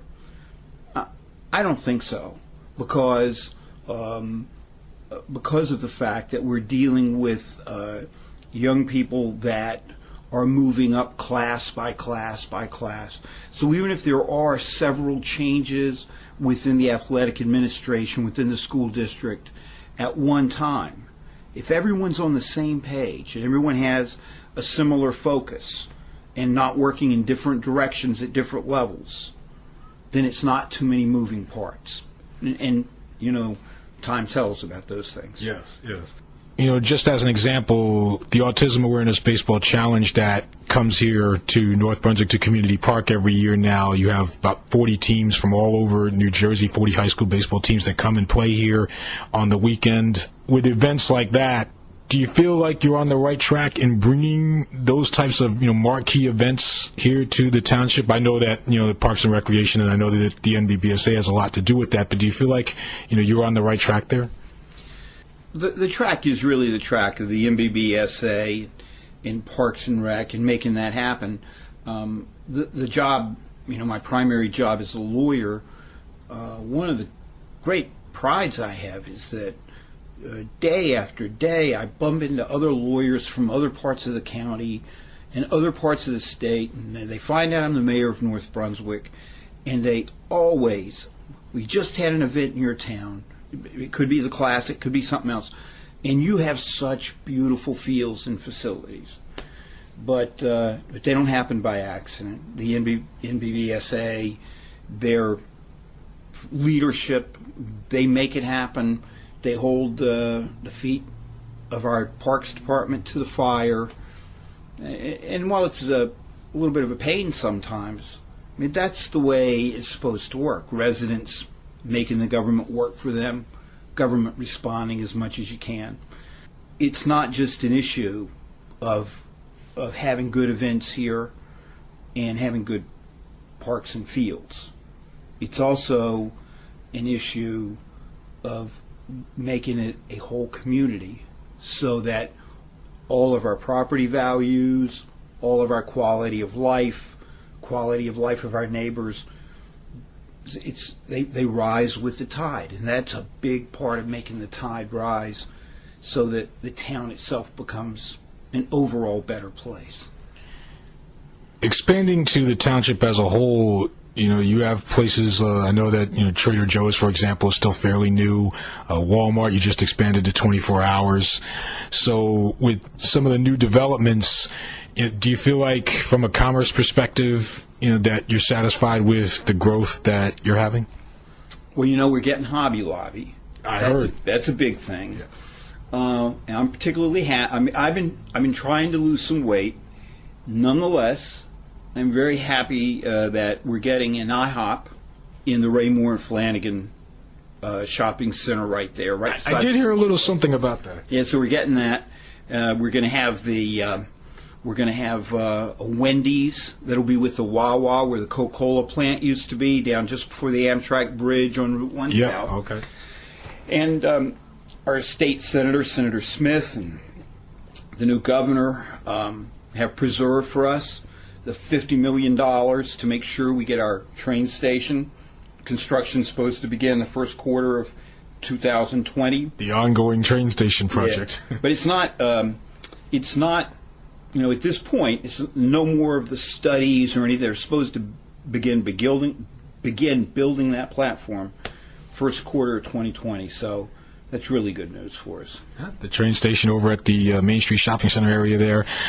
Are you done with some of the additions that you made? I know Veterans Park is a place that's near and dear to you. So are you done with some of the renovations that you've done with Veterans Park? I guess just the parks in general. I think we're pretty much done with veterans for now. Going to maintain it, make sure that it fulfills the purposes we hope that it will. So we're monitoring, how it works. I'm very happy with the work that Lou Ann Benson, our director of parks, and everybody involved, Councilman Socio, and in the rebuilding of Veterans Park. So now we turn our attention to Babbage Park, which is not necessarily a youth sports park the same way others are. It's more of I was going to say community park. We already have a park called Community Park. But it's more of a grove park. There is you know it well. There's a nice field there that we will be able to use for some soccer or an open field sort of area, maybe turf, maybe not. But we're going to take advantage of that in the next couple of years. We've got some designs that will allow us to take advantage of that grove, the tree grove that's there, and the fact that it's near the school. And we're hoping to make it a park that will have some of the premier park facilities in our region for people who have handicaps, even severe handicaps, where everybody from town who may want to come to a park is going to find no barrier there. Is going to find special recreation activities there. And being that it's close to our senior center, it's going to be a park where we're going to have special senior activities. We're going to have some really upscale bocce areas, perhaps a croquet pitch, and there's a new game that I'm in my 60s, but I can't. There's a new game seniors like to play. I don't remember the name of it because I never played it. But anyway, we're going to have that out there too. So Babbage is our next big focus. Okay. And, I will go back to a place like Bolero, formerly Carolina Lanes over here on Route 1 and 130. They have a lot of big-time high school bowling events over there. Does a place like that go underrated? It's one of the largest bowling alleys in the state, but does a place like that kind of, go under the radar sometimes? Well, they do. When you say under the radar, they have some great events. I mean, I've been sitting in my house on Route 130, turned on the television, flipped through the channels, and I come across a professional bowling event going on up the block that I was not necessarily aware of. There are times when the town's able to contribute and help. They've had some of the professional events, some of the Special Olympic events, some of the high school events, where we've been able to help provide transportation, make sure that all the restaurant, et cetera, facilities are able to help them. And, that's a part of the growth of the town that I think will actually benefit there, is us being able to become a bit more of an event center with the opening this month of the Holiday Inn Express on Route 1, the opening very soon of the new Marriott in the Transit Center near Target. the old Ramada on Route 1. Yep. Been under construction for 250 years, right? Yeah. But it's like there's been like 3 different names on it. Yeah. And the sign out front still says it's going to be open in the spring of 18. Uh-huh. So, but that's moving along too. And if they stay to their plans, it's going to be a really nice facility. So, we're not far away from being able to bring events to our town for community park, for the bowling, and really be able to accommodate everybody right here between all of our good food facilities. We've just got Seafood Boil that just opened. Yeah. I haven't been there yet. I haven't either. I'm from down south, so okay. Being able to go down the street and get crawfish is like, I am very excited about that. But the point is that we could really now host events. People can stay here, eat here, use our parks, use the professional facilities, and be all inclusive within North Brunswick. Last question for Mayor Francis Womack of North Brunswick Township, New Jersey. As far as the future, what do you see? You talked about Babbage Park. That's going to be the next big project as far as the parks are concerned. But I guess a state of the union, if you will. What do you see for the future of the town going forward? Well, from a parks, recreation, kids perspective, I think we ought to have a good buddy ball facility. Now there's several in the region, and one of the things about New Jersey is if East Brunswick, Milltown, Franklin, if they have something that we could all use, there's no reason for us to duplicate efforts. I still think that a multi-use, interchangeable soccer, baseball, softball, buddy ball facility, perhaps over near where the current Board of Education building is. Okay. I think that's something that our town would be a big part of and would contribute to the region. Given our big South Asian population, it cannot be far into the future that we need to have a better cricket pitch and a good cricket facility. And as you said at the beginning, we're sitting here in my office and we're looking over Herman Road. I think across the street there is where we need to cooperate with the state of New Jersey and Middlesex County and get funding for a new library facility that will, because one of the things you always hear is that when a realtor shows people around town who are interested in buying a new home, they want to show them the library. So we're looking at a concept for a library / senior center or / community center combined. You asked, so I don't mean to keep running on. The new school that's being built down on Route 130, one of the concepts in our town that goes way back to 1972, 73, 74, long before either of us were in North Brunswick, me because I hadn't moved here, you because you weren't born yet, but you'd be surprised. But the new school is being built with the community use concept, so that it will, I'm sure you've seen the plan, it's going to have a beautiful gym facility, and it will be built so that on weekends and non-school times, they're able to isolate the school access, and the community will be able to access the gym from the outside. So it will, in effect, add a community use element to it that'll be important for our town, because we do need more basketball and indoor sport availability. So those are the few things that I'm seeing happening in the near future. Of course, we own the Polder Farm. It's open space. We've left it as a farm, but we are in the engineering process now of building a walking path all the way around the Polder Farm. And you can't really see it from Route 130. It looks just like it goes up the hill to the farmhouse. The farmhouse is where the farm begins, and then it rolls in a gentle slope all the way back to Farrington Lake.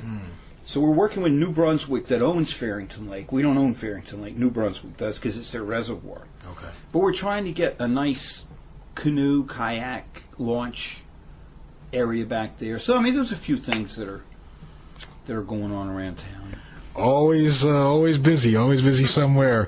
The Mayor, Francis Womack of North Brunswick, New Jersey, joining us here for a few minutes. And so, Mr. Mayor, again, I appreciate it. And, continued success and, go Raiders. And I told you I've been here 15 years and I don't have a lot to complain about. So you're doing something right. So keep up the good work. Oh, thank you so much. Go Raiders.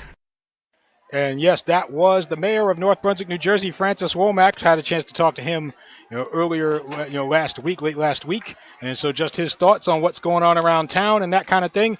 We are here at halftime. North Brunswick back out on the field for their second half warm-ups. Here comes St. Joe's. No score. I repeat, no score. Nobody has scored yet as we get ready to start the second half. So we'll take ourselves a break, and then we will come back with some stats, and then the second half in just a moment. This is North Brunswick Raiders football presented by the North Brunswick Baseball and Softball Association and Route 1 Dental on the King James Radio Network. Dana and Lisa here from Our Turf Football to tell you that the Our Turf podcast is up and running. Did you know that women make up over 45% of all NFL fans and counting?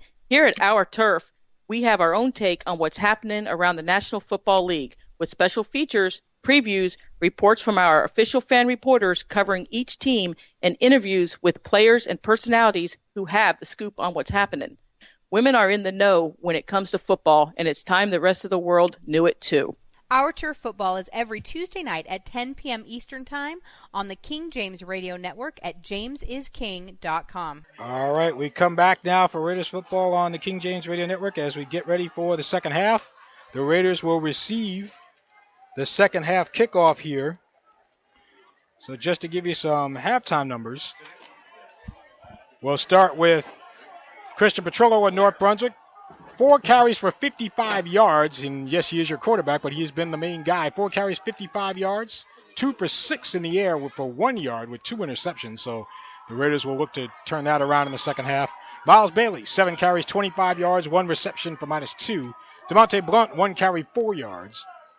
Rami Berbereno, 1 carry, 6 yards. Brandon Outlaw, 1 reception for 3. For St. Joe's, Matt Stanton and the combination of Tyree Ford, when he was in there, he got injured early in the first half. Stanton has been in there ever since. 2 for 4, 19 yards for the combo. 2 carries for 4 for Stanton. Jordan Davis, 16 carries, 62 yards. 1 reception for 22. Brian Riley, 2 catches for 4. Nate Wyatt, 1 carry for 2 yards, 1 reception for -3. Derek Zalesnik, 2 carries for 1. All right, second half kickoff. St. Joe's kicks it from left to right. Raiders will have it. And so ball at the 35-yard line and dumped at the 43 was Aaron R., one of the up men making the catch. And so the Raiders will get it here to start the second half. 1st and 10. St. Joe's has won the previous 2 meetings between these two teams. St. Joe's, well, we'll get to that in a minute. It'll be 1st and 10 from the Raider 34-yard line. Christian Petrillo, of course, back out. Petrillo will work out of the shotgun with Miles Bailey to his right. And hands off to Bailey, dances around to the left. Goes to the left hash and crosses the line of scrimmage, and he's going to be wrapped up.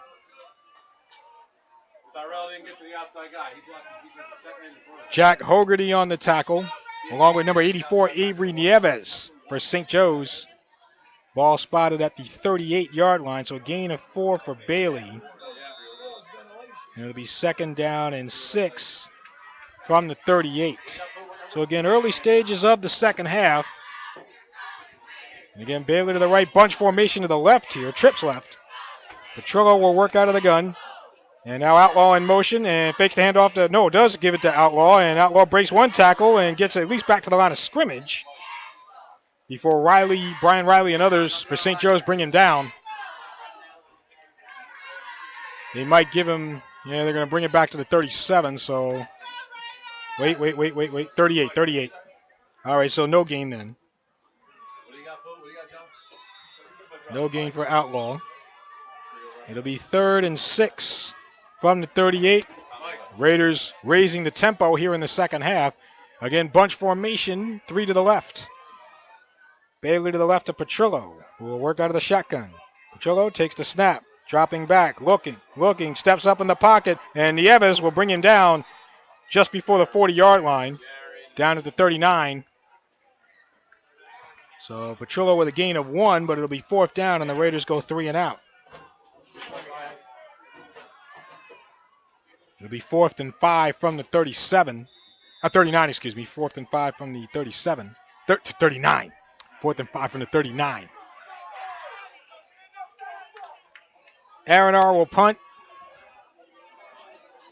Jordan Davis back deep for St. Joe, standing at his 30. R from his own 27. High snap. R gets it away, almost blocked. Go to the near side, and it'll take a Raider bounce across the 25.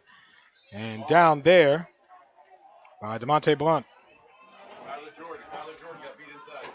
So St. Joe's will have it 1st and 10 at their own 25-yard line. As Joe's comes out for the second half. 9:47 to go here in the third quarter. No score. The Raiders did get a touchdown on a long 80-yard run from Christian Petrillo, but it was called back on a holding penalty. So Joe's will have it 1st down. And again, Matt Stanton in at quarterback for Joe's for the injured Tyree Ford. He's out of the gun, takes the snap, hands off to Jordan Davis, and he'll move it ahead across the 25 to the 30 before Sean Brahini brings him down. Again, so far, Jordan Davis, 62 yards in the first half. So gain of 5, 2nd and 5 from the 30 with 9:20 left here in the third quarter. I formation here for Stanton. Two wide receivers, one to each side. Stanton, hands off, and wrapped up in the backfield. Brahini able to get to Davis in the backfield. Brahini was the first guy there, and we got an injured man down. Injured man down for St. Joe's. So timeout, official timeout called.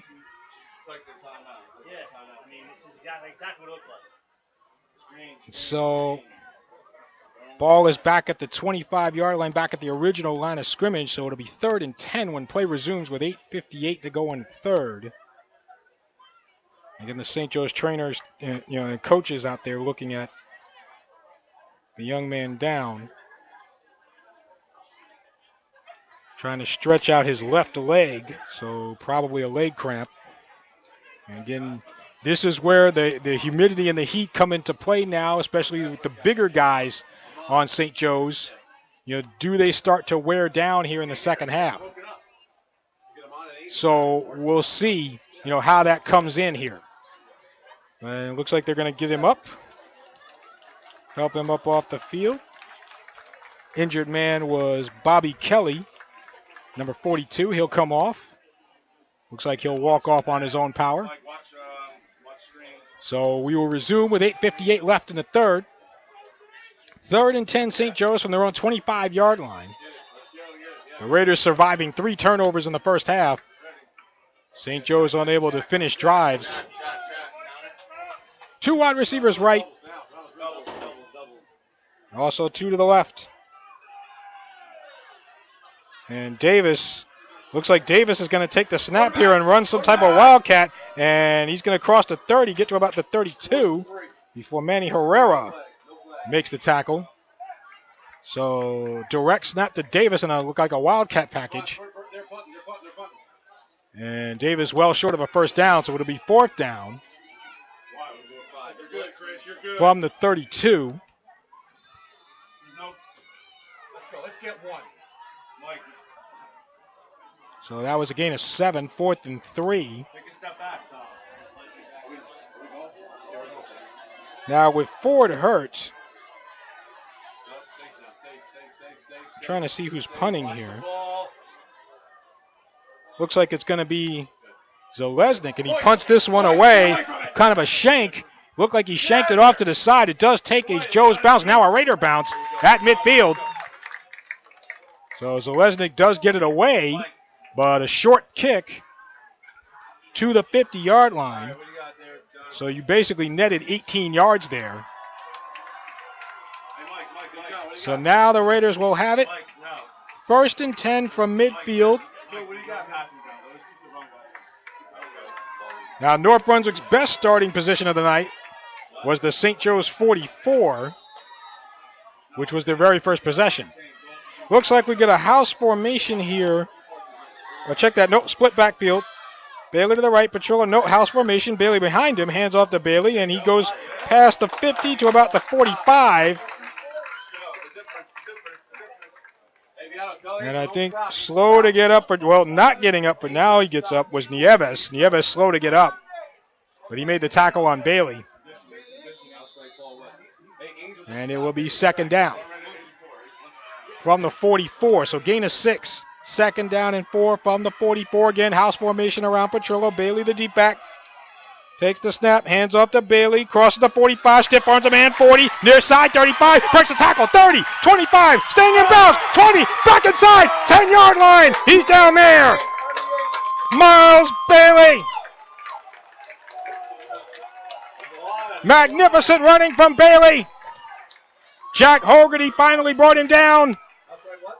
And that's what you get with Bailey. He is just nonstop.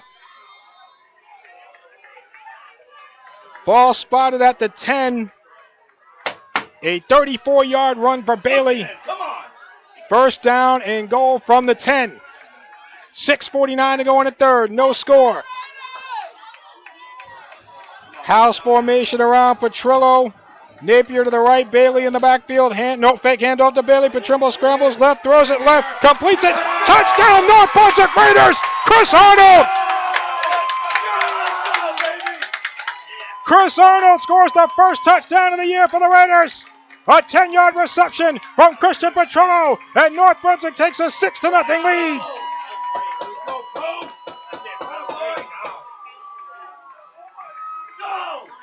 Arnold was in the backfield along with Napier and Bailey. Petrillo rolled out to his left and found Arnold in the open space. And Arnold able to put it in. Aaron R. will kick the extra point. Petrillo to hold. Snap, spot, R's kick. No, it's looked like it was blocked. And so the extra point, no good.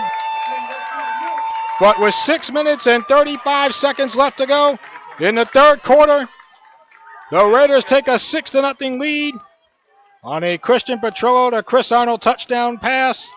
We'll break, and we'll come back here in just a moment. You're listening to North Brunswick Raiders football, presented by the North Brunswick Baseball and Softball Association, also presented by Route 1 Dental, and it's on the King James Radio Network. This week at Restoration Place, The Final Say, presented by Minister Thomas Gilbert. When I do something that you don't agree with, you become heteronymous and start dictating to me what I should do, right? Because I dictate what I should do. Nobody consults God about anything. We just do whatever we think is right, and so we end up with laws on the books that have nothing to do really with the institution of, let's say, marriage. Because the institution of marriage was created by God, not by man, and yet man has interjected his own say in who can and cannot be married. Restoration Place, on demand on the King James Radio Network at jamesisking.com. We come back now to live action as the Raiders lead it by a score of 6-0 here in the third quarter. Aaron R. will kick this off. A high kick caught at the 30-yard line. And now brought back all the way to midfield by number 14, Martin Green, for St. Joe's. And so Joe's will have it inside of Raider territory. It'll be first and 10 Joe's from the North Brunswick 48-yard line.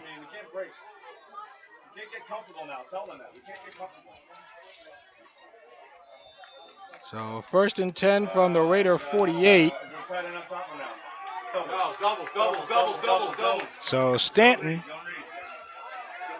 will work out of the. No, actually, Davis. Davis will take the snap. So looks like we got a false start on Joe's. So it looks like Davis is going to be in at quarterback here. False start against Joe's. And the momentum has shifted to the Raiders here. The ball will be now come back to St. Joe's side of the field. So perhaps, with Ford being hurt and maybe with Stanton being ineffective, they've decided to go with Jordan Davis at quarterback. So Davis will take the shotgun snap. Riley to his left. Low snap gets under Davis. Davis picks it up. Nowhere to run, and he's going to be brought down. He went down before Manny Herrera could bring him down, but he's down back at the 32. So a low snap to Davis that went underneath him. Tell them to keep it going, Mike. They can't throw it. And so that is, what do we got? We got an injured man here for Joe's. Ball is back at the 34, so that is a 13-yard loss.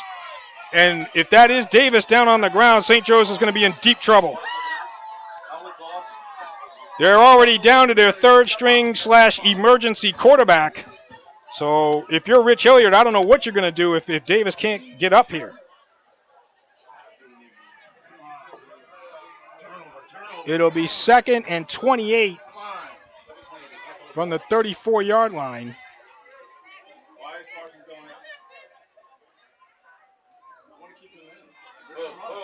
St. Joe's has to get to the North Brunswick 39 for a first down with 5:58 remaining in the third quarter. It is 6-0 is your score. So I think what we'll do here is we'll take a short break and we'll come back with the third quarter. We'll see if Davis can continue. So we'll break and we'll come back in just a moment with Raiders football on the King James Radio Network. Jordan Davis does get up and walk off the field on his own power, but now the question is who's at quarterback for Joe's?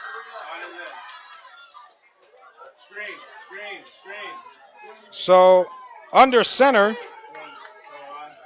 that is Stanton, takes the snap and wrapped up in the backfield. Chris Arnold, one of the first one back there. The carry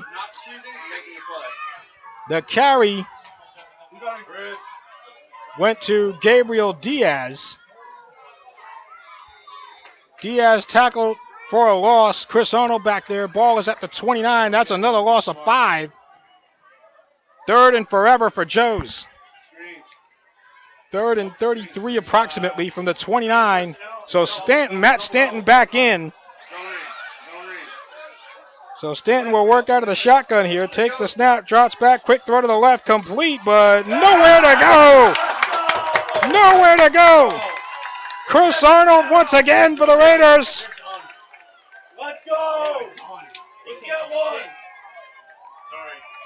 I believe that was Cardinale on the catch. 54, get 54 off. Chris Arnold has been all over the field for the Raiders tonight on the defensive side. 4th down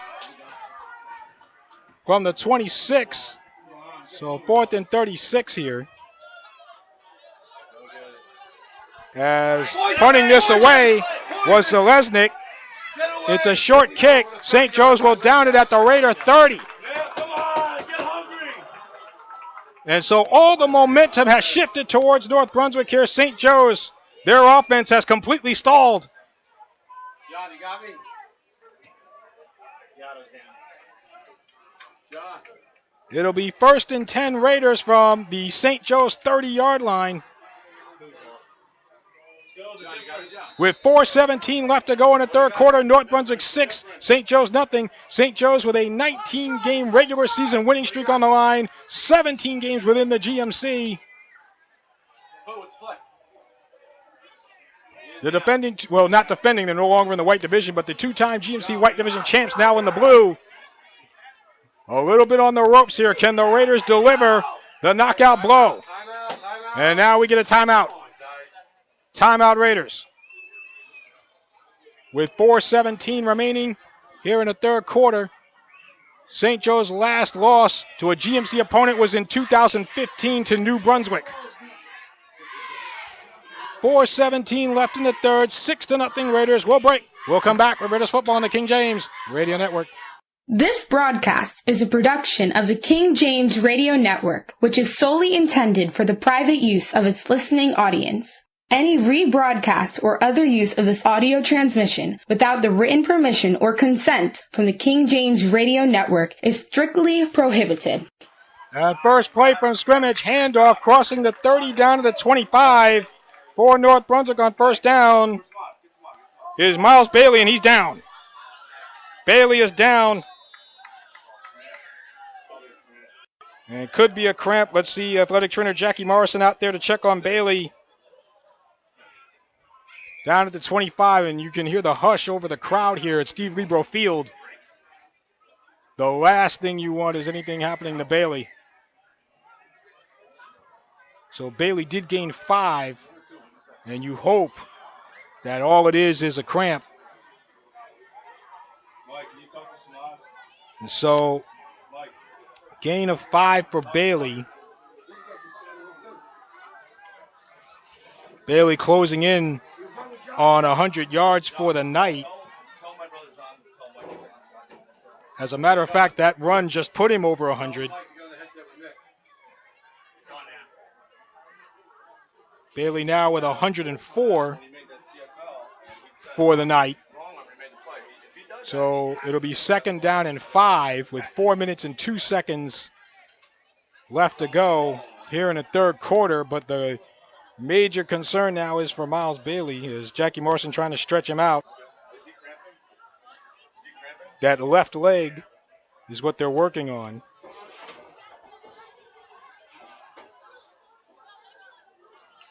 And so Bailey will try to get up here. And he will gingerly walk off. We'll see if Bailey returns here in the second half. So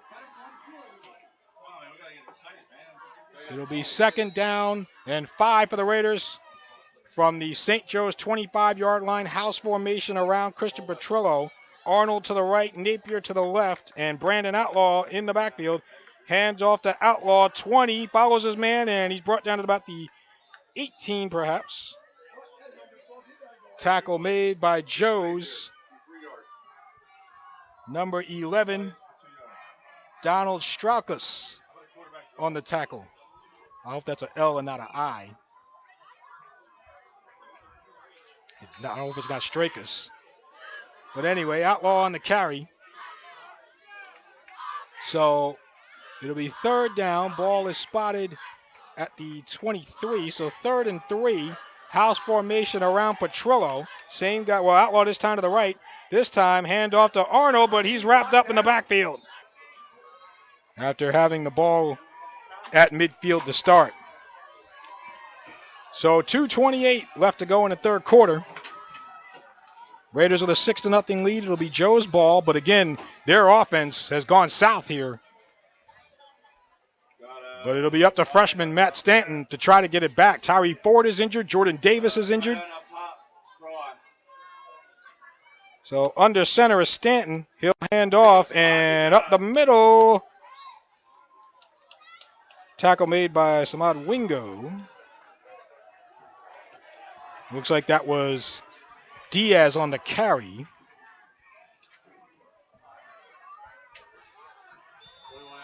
So Gabriel Diaz gets it to the 33. Gain of 7. It'll be 2nd and 3 for Joe's. Clock running with 1:56 to go in the third. Raiders lead it 6-0. High formation for Stanton. Under center. And this time he'll pitch it. Ball loose. Ball's on the ground. Fumble. But they recover. Wingo there to make the tackle. Zalesnik dropped the pitch, but he was able to recover it. And now third down for Joes from their own 29. So a loss of 4. Third and 7. With a minute 19 to go in the third. Raiders have 2 timeouts. Joes with 3. Stanton under center, I formation.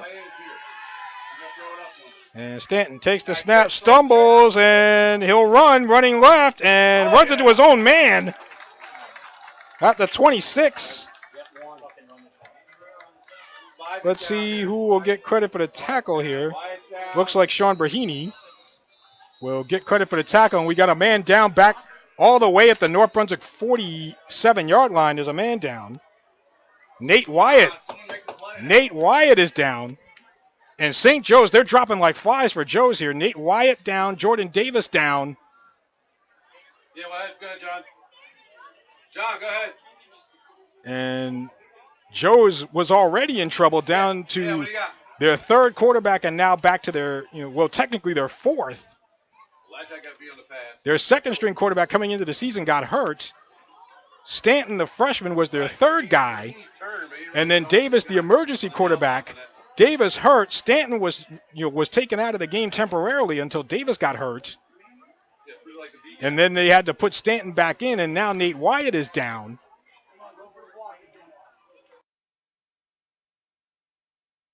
And so this has been a rough night for St. Joe's, to say the least. With 52 seconds left to go in the third quarter. So what we'll do is they're going to check on Nate Wyatt. We will break here, and we'll come back in a moment to Steve Libro Field. This is Raiders football on the King James Radio Network. Down here, they're going to run it. Fake punt here. They run it, and they throw it. It's complete. And dancing his way is Zalesnik past the 50, breaks the tackle 40. He's inside the 35. Napier finally brought him down on a fake punt. They got it to Zalesnik. And he zigzagged his way across midfield into Raider territory. Derek Zalesnik gets it down to the Raider 35. It'll be 1st and 10 for Joe's with 17 seconds left in the third quarter. It looks like they're going to be content to let the quarter run out here. 9 seconds left in the third. Now they come out of the huddle. 6 seconds left in the third. 3 seconds. Will they get it off here? 1 second. They do. Stanton under center. Hands off. Going off tackle left. Davis is back in the game.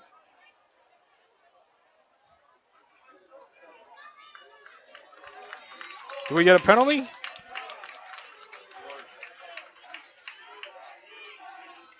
Looks like. I thought they did get the snap off in time.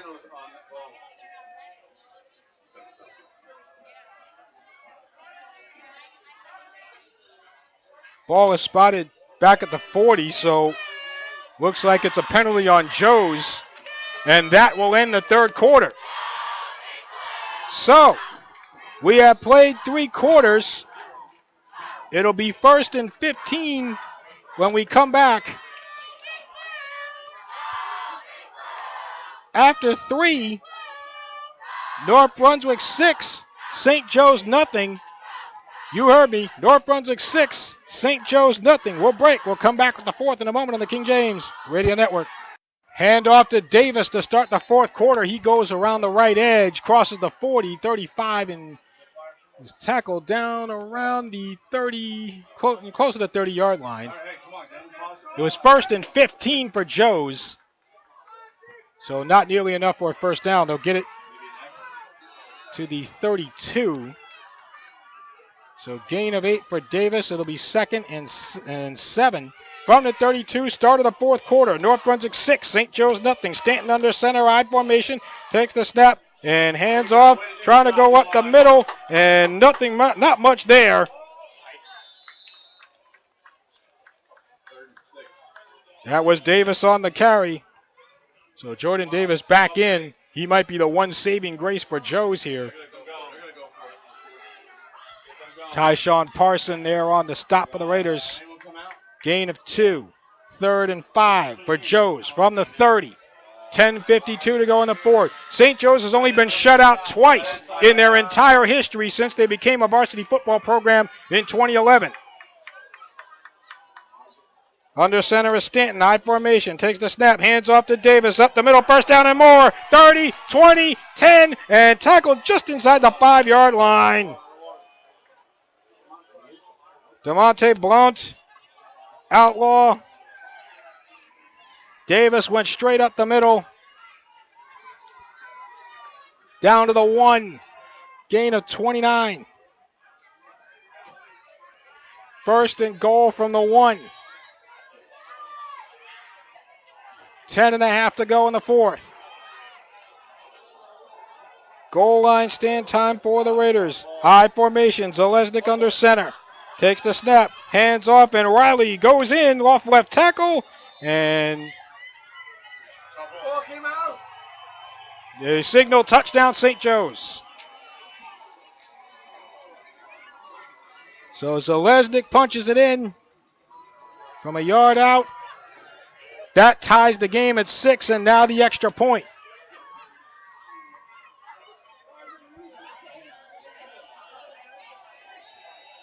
St. Joe's missed a field. They're going to go for 2, it looks like. Now St. Joe's, a little confusion with their personnel. Okay, nope, extra point. So Moyer will kick the extra point here. Snap, spot, Moyer's kick, and it is good. Almost blocked. Looked like Leon Lowry almost got in there for the block.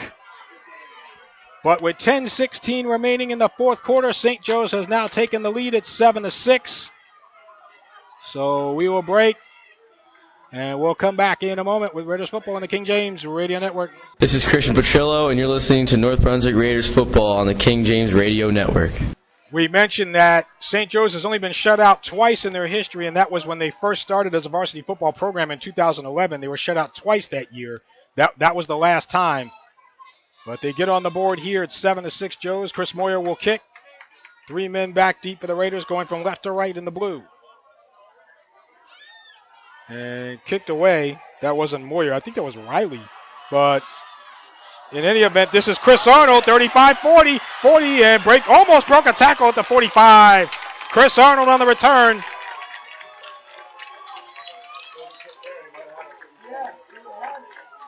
And so the Raiders will at least have good field position here. 1st and 10 from their own 45-yard line with 10:09 remaining in the fourth quarter. And now that blocked extra point in the first half looming large. Injured man for St. Joe's. And if I'm correct, is that Stanton? That looked like Matt Stanton, who, for all intended purposes, is the only quarterback St. Joe's really has left on the roster. Now, Davis is back in the game, so they could go back to Davis if they had to. But there have been quite the few leg cramps here tonight with the the hot temperatures. This game started at 86 degrees at game time.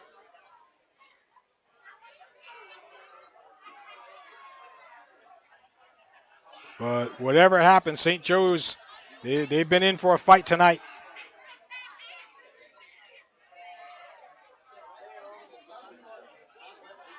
Yeah, what do you got? But we have 10:09 remaining in the fourth quarter. And 7-6 is your score. There's only 2 other teams.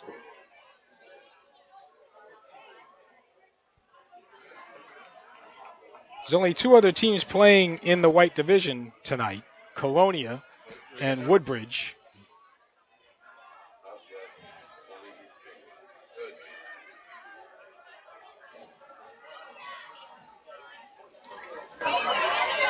So we're just waiting on the injury here. I believe that is Matt Stanton. They're going to try to get him up. Oh, check that. That is not Matt Stanton. That is Cardinale, Michael Cardinale, who has a couple of interceptions tonight for Joe's.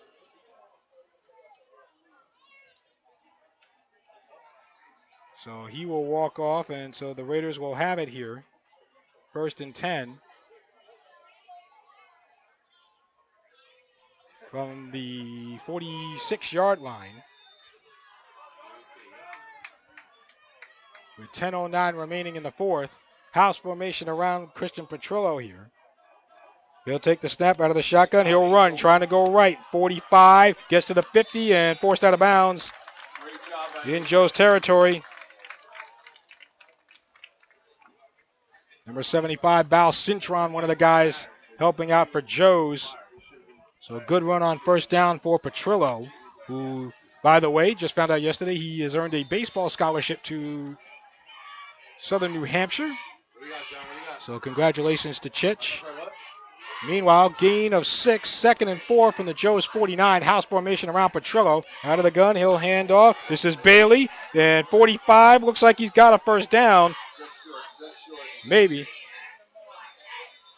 Yep, about a yard short.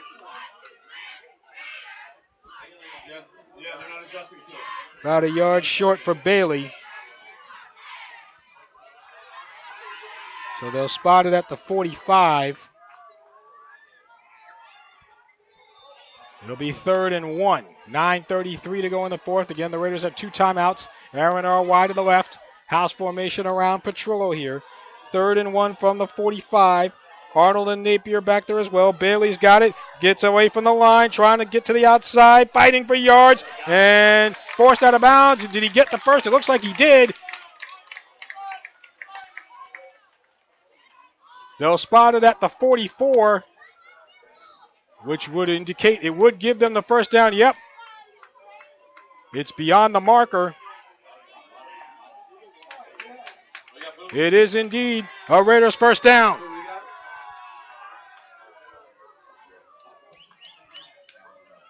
It'll be 1st and 10 with 9:16 remaining in the fourth. This time Petrillo under center, 3 in the backfield. Petrillo will keep it and trying to get away, and does. Gets to the 45 and back to the line of scrimmage before John Olmstead bumps into him.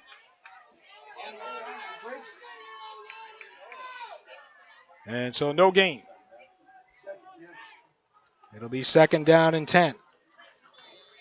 St. Joe's 7, North Brunswick 6. 8:50 to go in the fourth quarter. Joe is able to put together a drive here in the second half. 8:40 left. House formation around Petrillo. R is wide to the left. And now Bailey in motion to the near side. Low snap. Petrillo picks it up, dropping back. Going to throw it. Deep ball going over the middle to Bailey. Overthrew him, incomplete.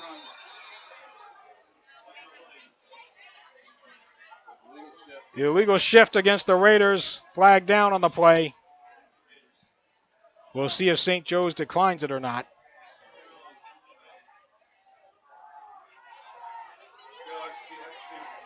And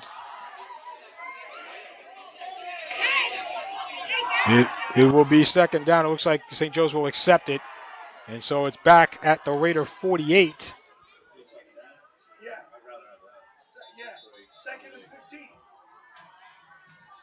So 2nd down at the 48. We get a timeout, official timeout.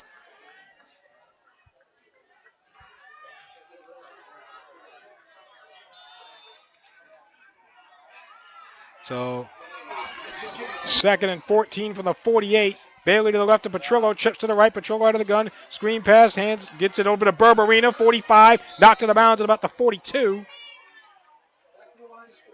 Berberino on the catch, Davis on the tackle.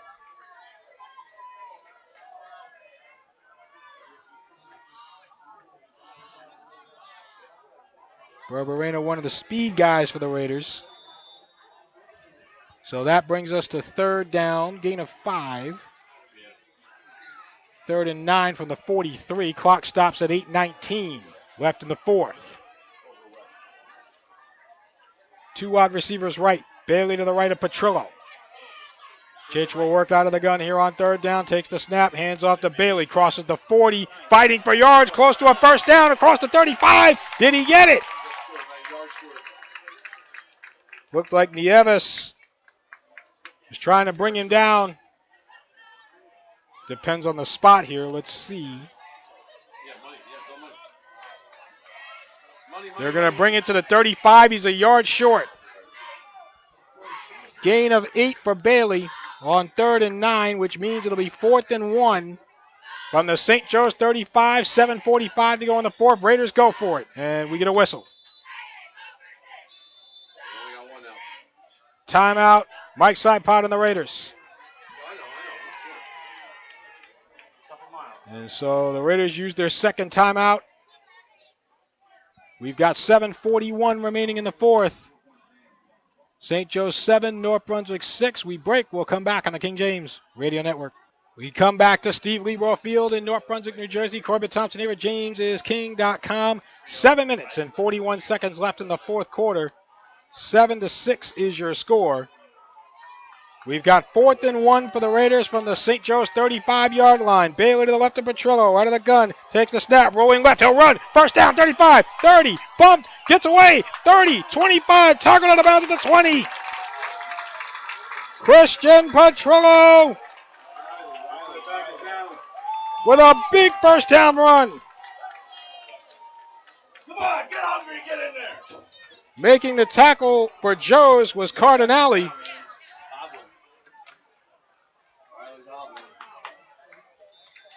And so the Raiders have it 1st and 10 at the 19. Gain of 16 for Petrillo.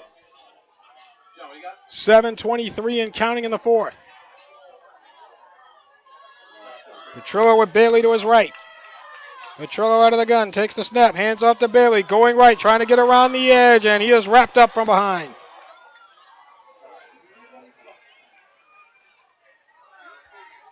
On the tackle for Joe's, Donald Straukas, I believe that is, Straukas. So ball back at the 20, loss of 1. 2nd and 11 at the 20. 6:45 to go. Raiders to have 1 timeout. 3 receivers bunched to the left. Now coming in motion and handoff. This will be Barberina to the 16. Forced out there.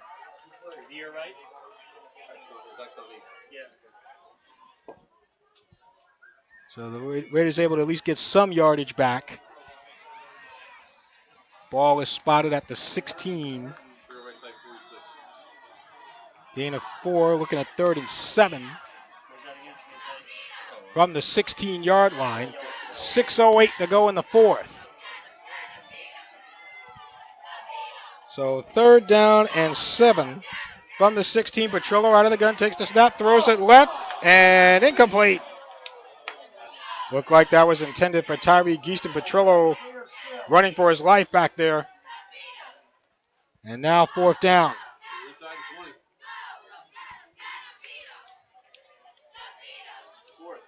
Probably a little too far away to try a field goal with Aaron R. I know Coach Marr talked about that in our Meet the Coaches show, about trying to get R some field goals, but I think the Raiders will go for it here. They changed their personnel. Jared, get out. Field goal? Okay, Aaron R. Raiders looking for their first field goal in 8 years. Aaron R. will try and kick it from 33 yards to take the lead.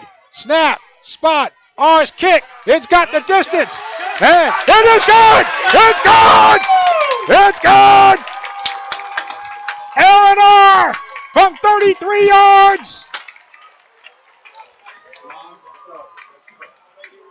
And yes, you heard me. That's the Raiders' first made field goal since 2010.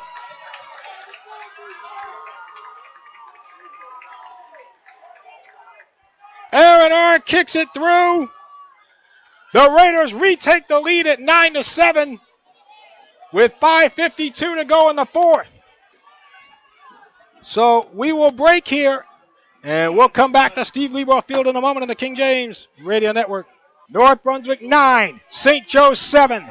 5:52 remains in the 4th quarter. Aaron R. will kick it off here. High kick, gets back to about the toss back. to the 25. Tackled at the 25 is Davis. Zalesnik caught it, pitched it.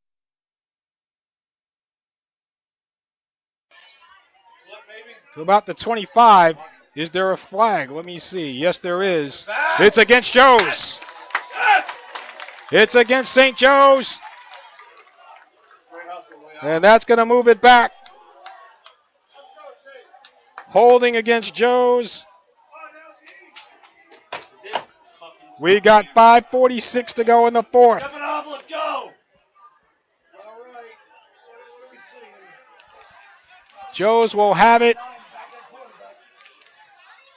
Number 9 is in. Matt Stanton in at quarterback, the freshman. Ball is at the 19-yard line of Joe's. They got 81 yards to go. Of course, they're probably trying to get within field goal range. Stanton hands off to Davis, 20, still going, 25-30 outside, and is forced out of bounds by Bailey. Bring it back. And do we have a flag? We gotta watch that, man. We gotta watch that. Let's see. Big run from Davis.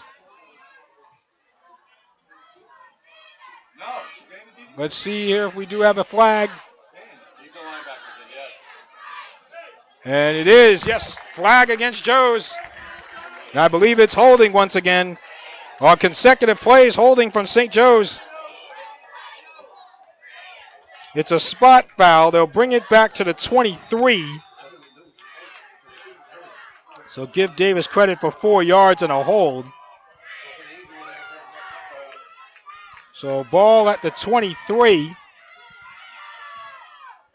Meanwhile, Stanton out of the shotgun, takes a snap, looking. Now he's going to run right, throws it, deep ball right side, and it is incomplete.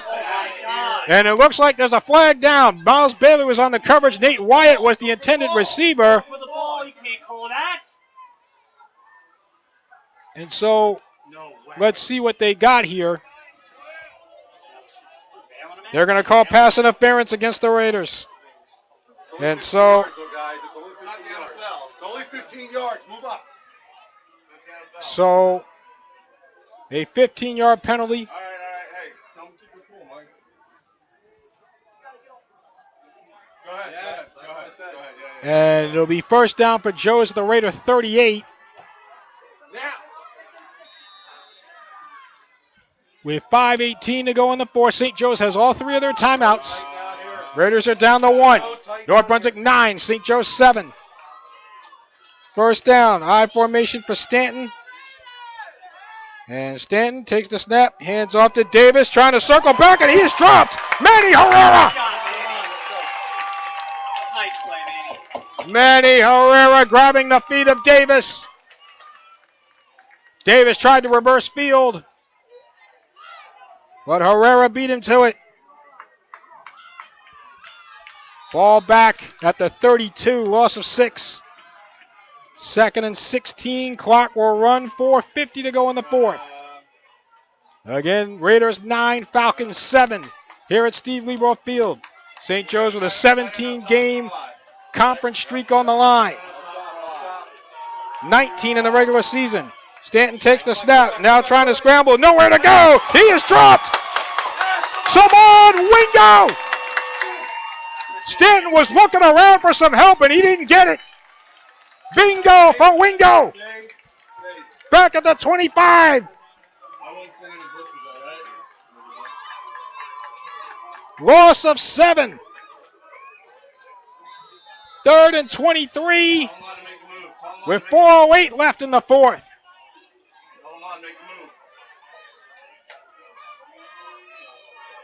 St. Joe's has to get to the Raider 48-yard line for a first down.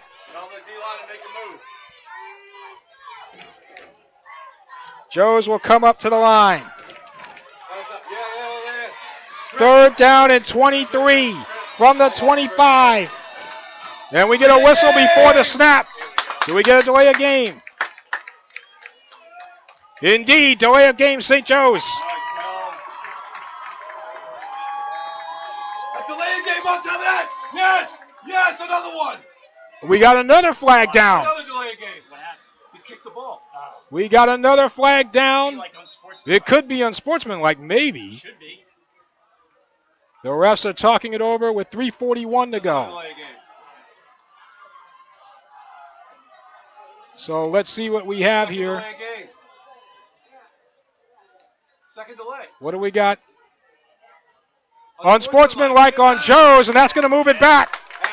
Apparently, I didn't see it, but apparently somebody kicked the ball after it was spotted. Unsportsmanlike on Joe's. That's their second unsportsmanlike of the night.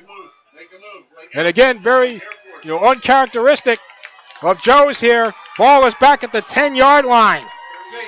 Safe. You don't want to touch the kicker. 3rd and 38 from the 10. So now Stanton takes a low snap out of the shotgun, trying to get away, breaks the tackle, 10, dancing his way to the 15. Chris Arnold wraps him up at the 15-yard line. Here they come. Here they come, Mark. Here they come. Here they come. Chris Arnold has made some big defensive plays tonight for the Raiders. Only a gain of 5. 4th and 33 from the 15. Watch the fake punt here. If you're the Raiders, they got burned by it once. Watch the fake punt. 3:10 to go in the 4th. Clock running. No, tell them to get the hell away from the ball. And now Bailey. No, check that Aaron R on the return here for the Raiders. And now they take the snap. And this is a high kick. R will just get away from it. Into Raider territory. Takes a St. Joe's bounce to the 35. And I'm surprised they didn't let it roll further, but they downed it at the 35.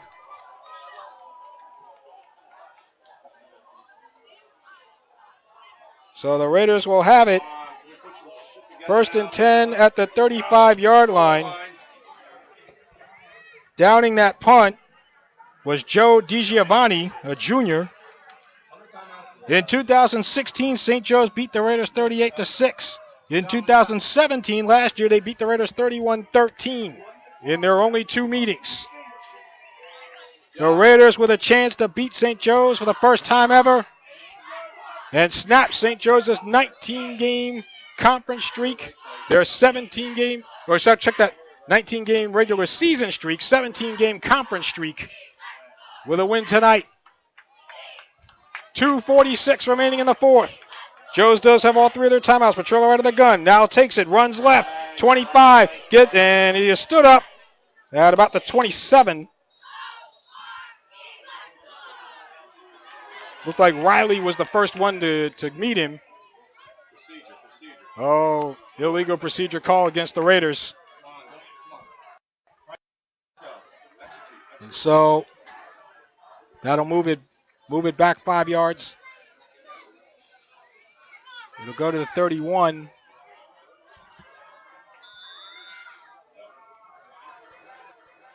Hey, tell them 4 minute, watch the ref. So 4 minute, watch the ref.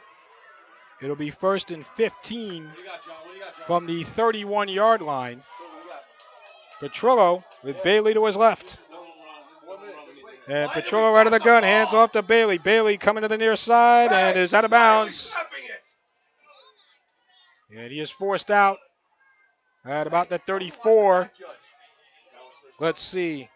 Jack Hogarty on the tackle for Joe's. Ball at the 34. Gain of 3, 2nd and 12. Clock runs with 1:53 to go in the 4th. St. Joe's eventually is going to have to start using their timeouts.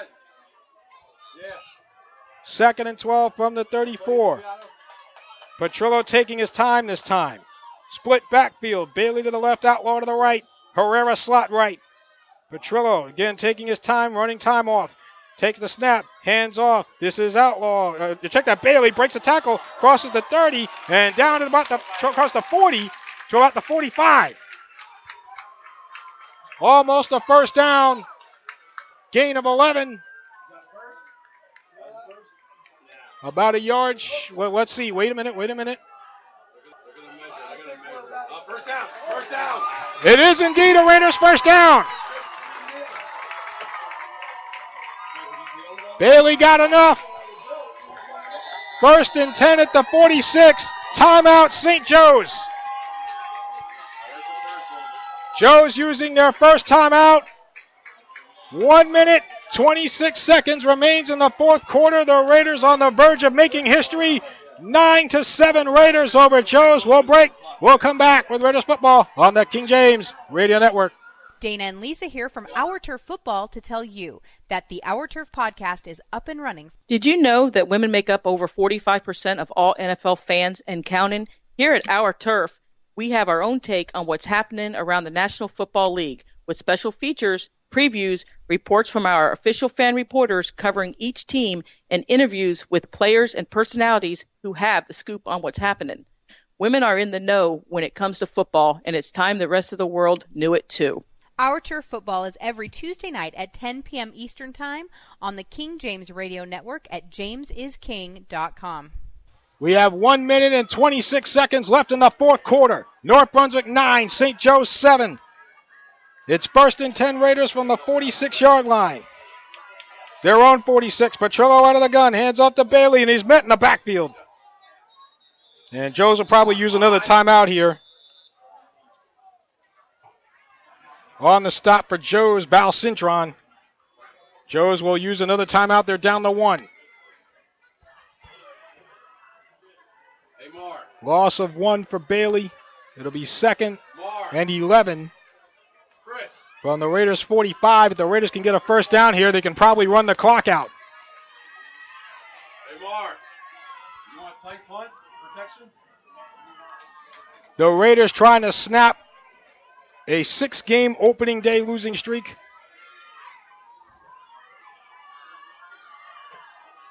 What do you got, John?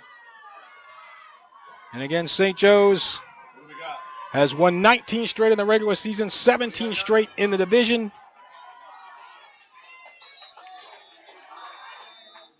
And so Joe's now down to 1 timeout. The last time Joe's lost on opening day, you have to go back to 2015. Out of the gun, Petrillo takes the snap. He runs off tackle right and meets a man at the 50 before he is tackled there.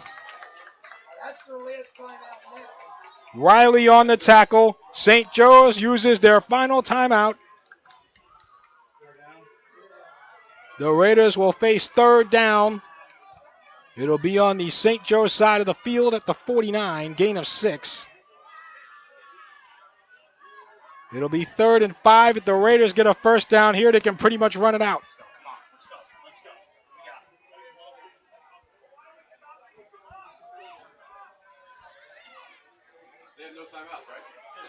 They're out of the timeout. And so the Raiders with a chance to get a first down here and run out the clock. Sean Berhini will line up wide to the left. Bunch formation to the right, including R. Bailey to the left of Petrillo on third down. 9-7 Raiders. We got 1:19 to go. Petrillo takes the snap, goes up the middle, breaks one tackle. First down! He's got it! Petrillo's got it! He's tackled at the 33-yard line! Christian Petrillo! Davis on the tackle, but too little, too late. It looked like Petrillo was going to be wrapped up short of the first down, but he broke the tackle and kept going. Across the right hash mark, down to the 32-yard line. Gain of 17, 1st and 10, 53 seconds left. Joe's is out of timeouts. Victory formation coming up. Petrillo under center. He'll snap. He'll take a knee. The Raiders have one more snap to take. And they will have knocked off the St. Joe's Falcons for the first time ever. 23 seconds to go. St. Joe's cannot stop the clock. Raiders lead at 9-7. All Petrillo has to do is take one more knee. The Raiders will snap their 6-game losing streak on opening night. Petrillo taking as much time off, and that's it. They don't even have to snap it. That's it. This game is over. The North Brunswick Raiders, in a stone-cold stunner, have knocked off the St. Joe's Falcons 9-7 at Steve Libro Field.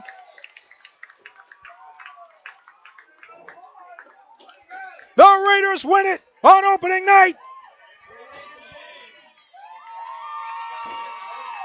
Aaron R. made the difference with a 33-yard field goal in the fourth quarter.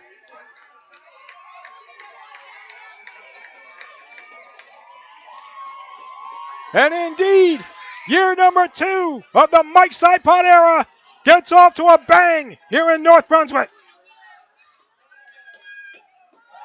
St. Joe's 19-game winning streak in the regular season is gone. 17-game winning streak within the Greater Middlesex Conference is gone. The Raiders were the underdogs coming into this game. The experts picked against them.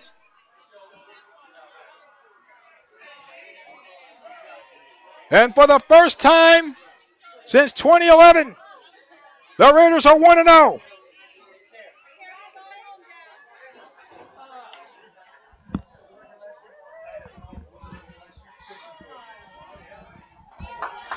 And so Mike Sipot has gotten this team to believe in themselves and block out all the outside stuff.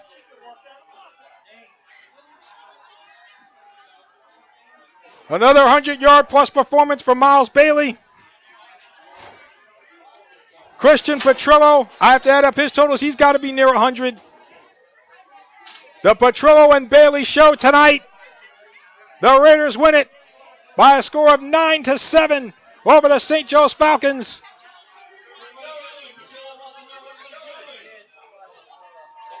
And, well, you know, what can you say?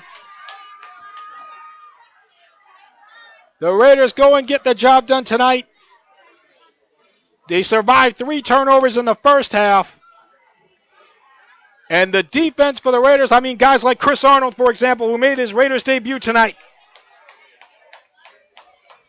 You know, Samad Wingo did his thing, picking up where he left off last year. You know, just a great team effort. As a matter of fact, the Raiders have now won their 4th straight home game, including 3 from last year. And, of course, you know, St. Joe's drops to 0-1. But a monster effort from this Raiders team tonight, particularly on the defensive side of the ball. Now, listen, St. Joe's, they had their share of injuries. They lost their starting quarterback in this game. They lost Jordan Davis for periods of time. But the Raiders aren't going to give it back. A win is a win. And so the Raiders, in their first ever game in the month of August, win it by a score of 9-7. And so, let me see. Well, what we'll do is, you know, if you guys follow me on Twitter at Corbett Thompson, Korbid Thompson, I'll get you guys some final stats from there later on tonight for the Raiders, if you're interested. But with that being said, our next broadcast of North Brunswick Raiders football on the King James Radio Network will be 1 week from tomorrow night. Next Friday night, September the 7th, the Raiders will look to go 2-0. And their opponent is a team that they have never beaten in their history, and that is the Sayreville Bombers. 0-19, lifetime against Sayreville. Game time is at 7 p.m. Raiders Live pregame, presented by the Cal Team and Remax Country, will begin at 6:30. So my thanks, of course, to the athletic director here at North Brunswick, Mr. Sean Morrell, Jason Swain on the PA. My thanks to the North Brunswick coaches, who I'm sure will make this a family program next week. We apologize for all of the, you know, all of the extra words that you guys heard tonight. So anyway, a good night to be a North Brunswick Raider. They win it 9-7 over the St. Joe's Falcons. And we will talk to you next week. Until then, this is Corbett Thompson saying goodbye Godspeed. We thank you for listening to this edition of North Brunswick Raiders football presented by the North Brunswick Baseball and Softball Association and Route 1 Dental on the King James Radio Network. Your final score from Steve Libro Field, the North Brunswick Raiders 9, the St. Joe's Falcons 7 on opening night. We'll talk to you a week from tomorrow. You folks, have a good night.